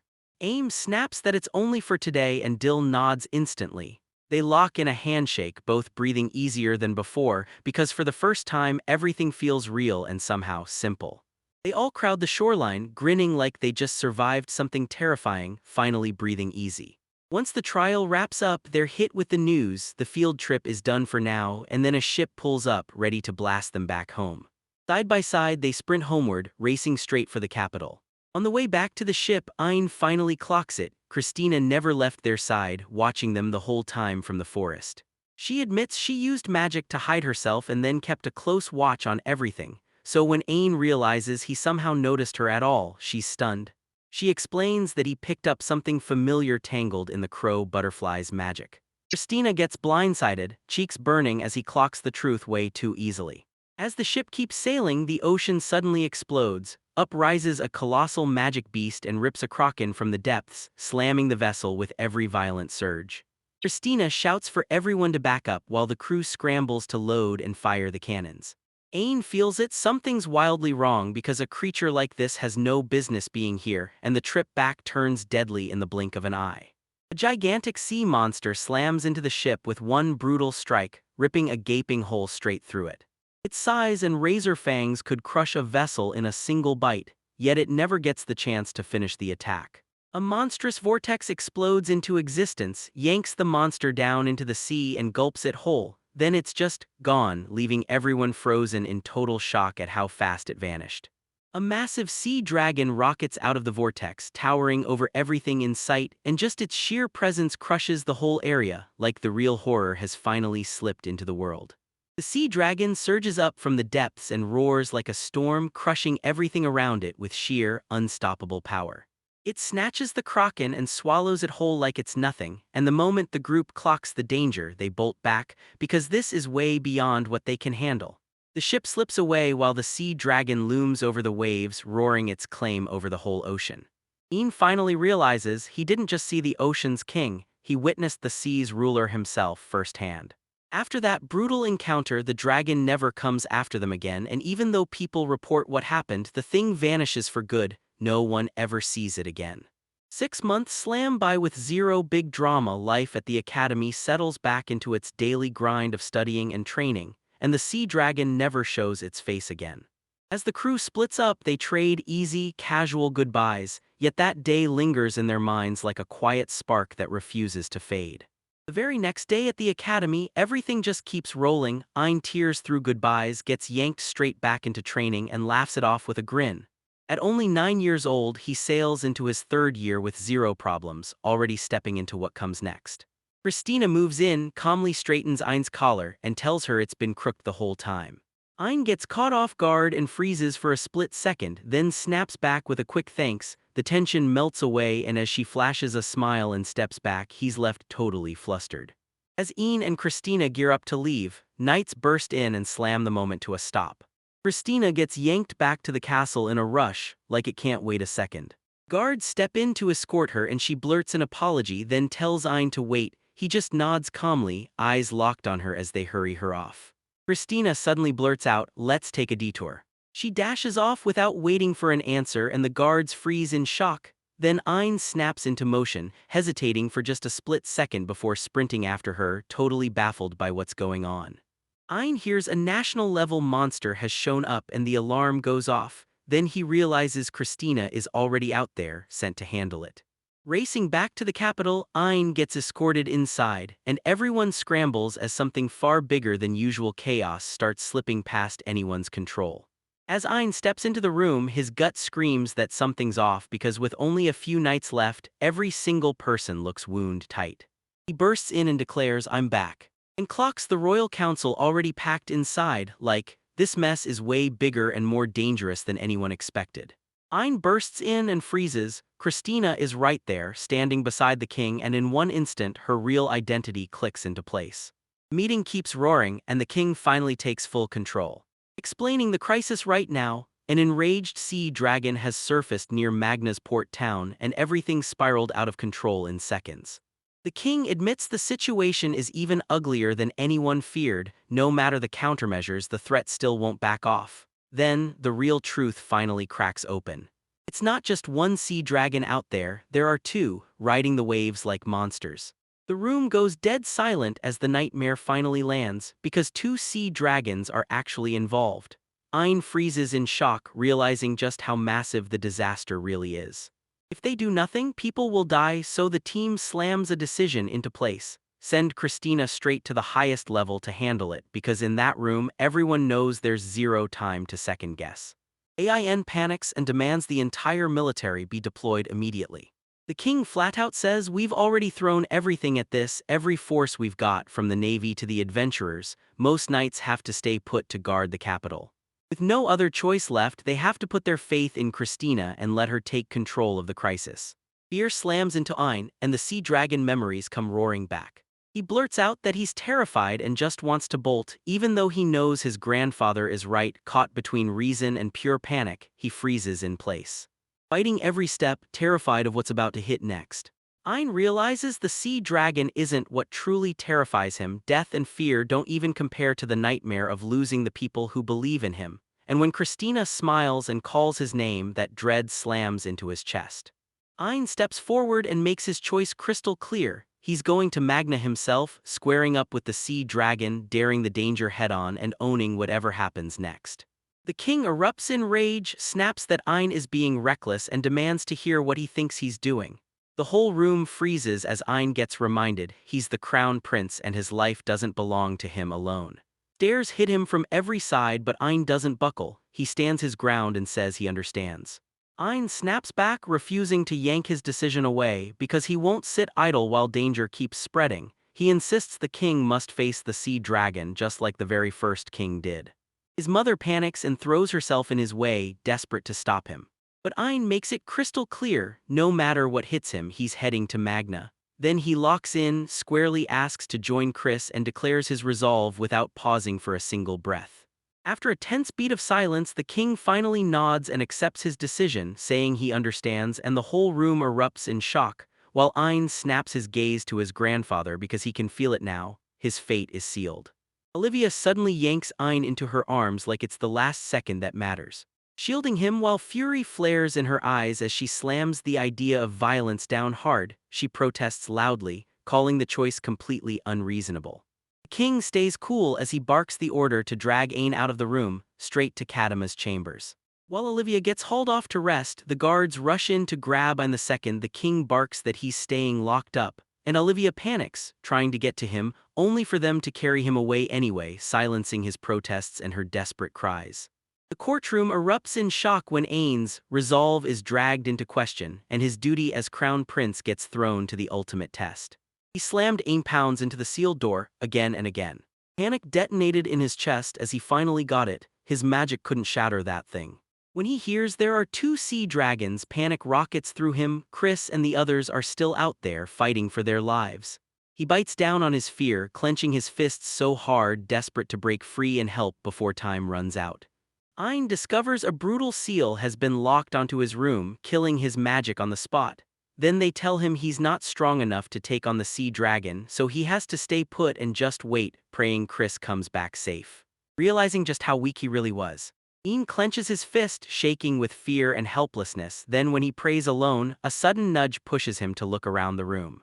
He spots the clue he totally missed right before the seal shuts everything away, and the moment dread hits, he snaps into clarity, realizing there's still a move he can make, and he locks in his resolve. Ein spots a sneaky black crystal tucked away in the room. The second his fingers graze it, that cursed magic stone erupts, reacting violently the moment it's touched. He finally spots it, the thing behind the seal, and the truth hits like lightning. The power he's been fighting is right there, breaking free. Dark energy bursts outward like wings, and his suppressed power is unleashed for real. The backlash slams into Kadima and she freezes up, unable to move, while Ein stands in the middle, losing control as the unleashed energy keeps ballooning outward. Gentle calm crawls over Ein as the magic goes wild around him. The stone's power starts to fade, the seal finally locks in place, and the terrifying outburst dies out for good. Cradled in safety, Ein's eyes flutter shut. Warmth floods her like a gentle embrace, guiding her back to herself until she slips into unconsciousness. Ein jolts back to his senses, clutching the stone steady now, calm at last. The power inside it is completely drained, and the whole room finally exhales when everyone realizes the threat is gone, even as Ein offers an apology. Ein trembles at how close everything came to slipping out of control, then unleashes the last of her power and shatters the seal for good. That sudden surge hits and everyone freezes in shock, finally realizing just how much power he swallowed. Before anyone can grab him or get a single word out, Ein stays stone calm, turns on his heel, slips out of the room, and slams the door shut behind him, leaving everyone else staring in stunned silence. Ein spots Klon in the corridor and calls his name, and she immediately understands why he's doing this. She reaches for his hand, but Klon gently yanks back. Even with everything in her wanting him to stay, Ein keeps her cool, nods that he's really leaving, and then walks on alone. Ein vows he'll come back, then he whips around and walks off. She leans in, pressing a kiss right onto his cheek. Stopping him for a moment, he freezes in total shock, while she quietly shoos him away, her feelings staying locked inside. She flashes a warm smile, tells him to travel safe, and sends it off like a true blessing. Ein steadies his footing, shoots a confident smile back, and gives a simple reply, like he's already geared up for whatever comes next. She watches him tear down the hall like he's chasing something only he can see. Quietly praying he comes back safe. Ein won't even glance back, he steels himself and barrels ahead, and then Lloyd steps up with a blazing, unshakable stare. Knights formed a tight line behind him and the whole mood snapped in an instant. This wasn't a debate anymore, it was a command. Lloyd squints at Ein's move, his voice staying cool even as he calls it into question. Suddenly the ground splits open, the walls thunder with cracks, and the whole building starts violently shaking. Lloyd strides ahead and snaps the tension in half, and as the space around them turns hostile, Ein meets his gaze. Ein insists on breaking out and refuses to fold, and Lloyd glares like, "You're too valuable to gamble like this." Then he lunges forward with his sword raised, ready to cut him down if he makes a move. Lloyd dashes in to stop Ein, but a binding spell slams shut, snaring his body mid-swing and freezing him in place even as the knight bites cold. Ein snaps to the truth. This restriction is brutal enough to pin Lloyd down, and he can't interfere at all. Ein's power suddenly erupts out of him, surging wildly out of control as he gasps for air, barely holding on. Lloyd steps aside and lets him through, growling that he can't afford to ignore the weight on his shoulders. Yet Ein barrels forward anyway, refusing to wait and choosing to act on her own. Lloyd gritted his teeth and pushed his body straight through the pressure, muscles screaming as the magic twisted and warped around him. Crack, the ground splinters under his feet, but he keeps marching, cutting through the ruin as he orders the knights to hold up until Ein's far enough away, even with that crushing weight. Lloyd stands his ground and barrels ahead, while Ein rockets through the castle halls, Lloyd grinning at him like, "You're exceptional." Ein bursts out into the open, breathless and stunned at just how huge the castle really is, and as he sprints forward his mind is screaming, "Keep running or grab a horse." until a voice suddenly barks from right behind him. A knight called Dill intercepts Ein on horseback, saying he'll go with him and ordering him to mount up, yet Ein hesitates because he knows Dill can't truly stop him. But admits that with help, everything could change as they gear up to move side by side. Dill swears his loyalty to Ein over everything back home, grinning as he rides out beside him. No surprise there, he just shrugs it off and accepts it as they push forward side by side. Dill tells everyone that the quickest way to Magna is shut tight. Royal orders sealed the route. Ein can't afford the slow normal route, waiting too long would ruin everything and that delay gnaws at her. Then out of nowhere he drops a second option just vague enough to scream, "This could go bad," while every second slips through their fingers. Dill says the transport is locked in by royal command and Ein's eyes widen, because as crown prince he can technically overrule it. But if he did it, people would later call it abuse of power, and that could land him in serious trouble. The king slams down the verdict, Ein is cut out and thrown into exile from the royal family.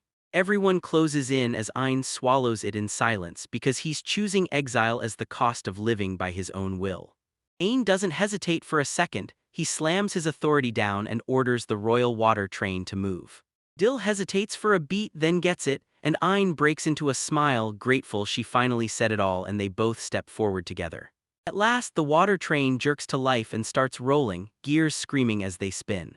The city streaks by in a blur as the train rockets across the bridge, and Ein grits her teeth and hammers forward. She's got just one mission: reach Magna as fast as humanly possible.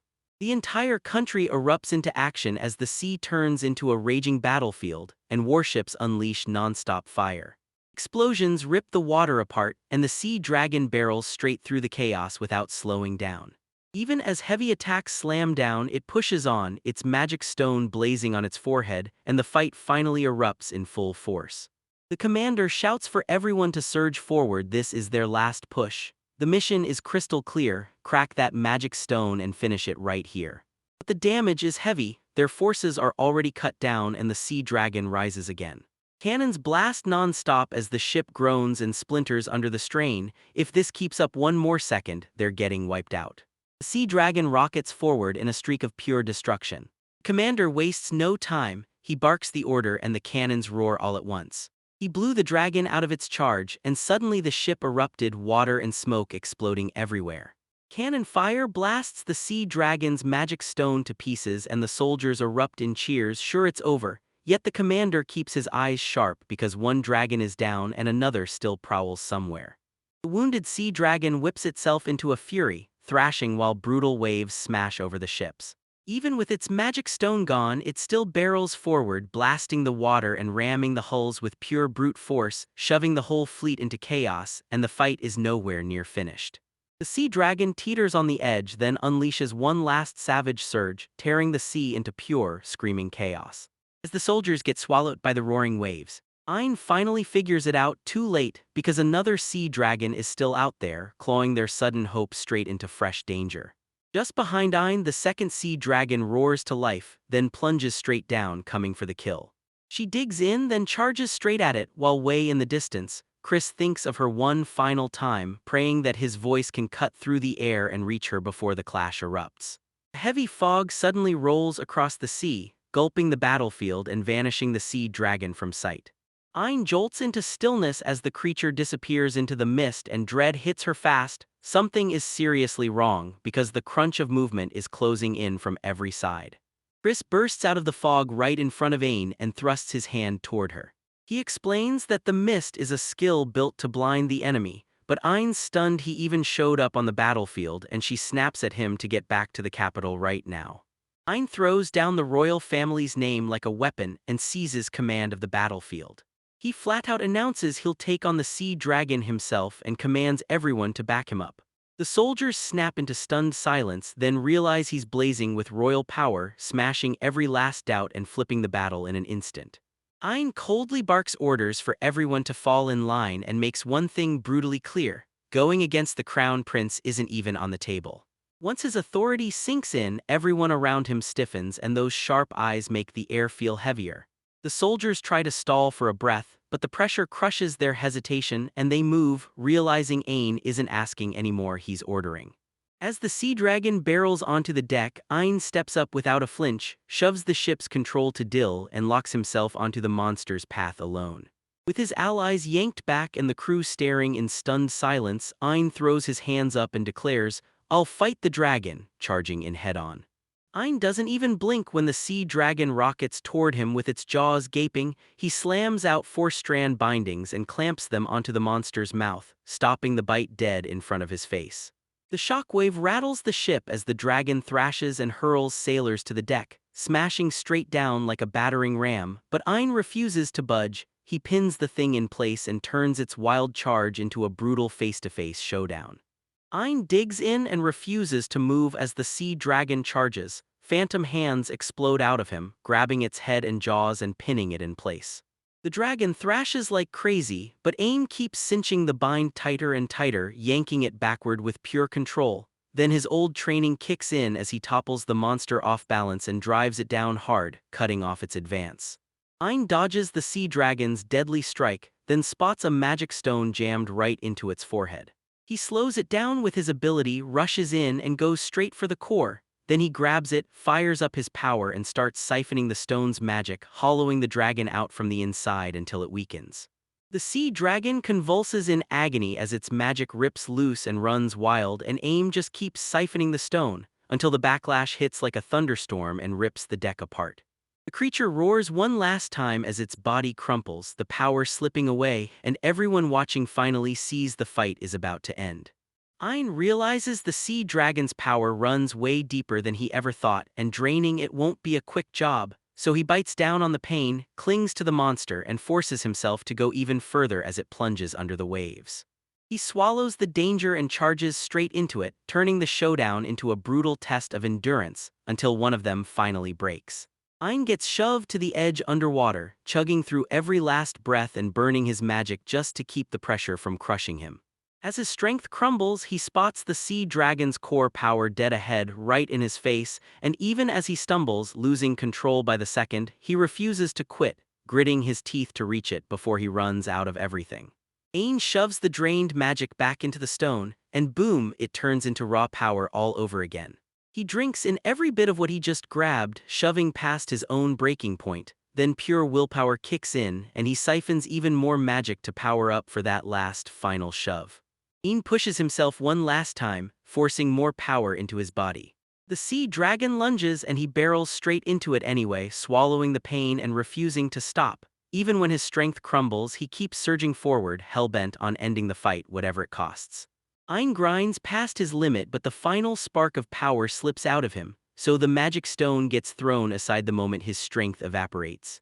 As he drops, the faces of everyone he'd ever loved slam into his mind, and his name booms back and forth as the battle finally goes silent. Ein forces himself back into the chaos, surges up one last time, and hoists his blade with every scrap of strength, because this final strike against the sea dragon will decide everything. A thunderous roar crashes across the sea, rattling the fleet like thunder itself just struck the water. The soldiers go rigid in shock when they realize the sea dragon is still alive, and in an instant their focus snaps back to the battlefield, terrified of what's about to hit next. When the battle finally dies down, she charges straight into him and yanks him into a crushing hug. Wounded and wrecked, he lets out a shaky breath as the tension drains away and the world goes still, quiet with pure relief. After the fight rips through, Ein jolts awake on a ship, blinking like she can't believe she's still alive. Wrapped in thick bandages, he couldn't move a muscle the way he was supposed to. He tries to lighten the mood with a joke, but the truth of his injuries hits like a gut punch as everyone stares in shock, finally realizing how hard he overdid it. Ein tells them his body feels numb, not broken for good. Then as they check him, they spot the ruby he once got has shattered to pieces, proving his survival wasn't luck at all. Until they understood the brutal catch, the power that kept him alive was draining the broken stone itself, slowly pulling Ein back, one dwindling burst at a time. Realizing he'd been one breath away from death leaves everyone rattled, and the truth finally hits like a wave, hard. She presses his hand and tells him, softly but firmly, that he can't keep forcing himself the way he used to, while she breaks down in tears, finally breathing out in relief. He flashes a small smile and apologizes through his injuries, trying to melt the tension, and when the danger finally slips away, you're left with a quiet, warm breath of relief. She just stands there, stunned that he's acting so casual while he right there in the night's quiet breath looks utterly lost. The tension evaporates in seconds as everyone finally accepts what's happening, and the whole mood lightens fast. As soon as he confirms he can walk, they kick off preparations and hit the road back to the capital, moving forward together. He swallows the consequences of defying orders with zero regret and walks away knowing he helped, maybe just a little, but it still mattered. As they stride ahead side by side, he clings to his pride like it's his last lifeline. With the massive crowd roaring around him, he stands his ground, calm, unshaken, and ready for whatever hits next. They hustle him back to the capital and march him straight to the castle gates. Then, even with exhaustion crushing him, he follows in total silence. Inside the throne hall, he drops to a bow, makes his formal return official, and locks eyes with the king again. Right before the court, the king steps forward and delivers a formal address to him. He pats himself on the back, crowing that crushing the sea dragon was a legendary service to the nation. The hall erupts in approval as they officially recognize his contribution.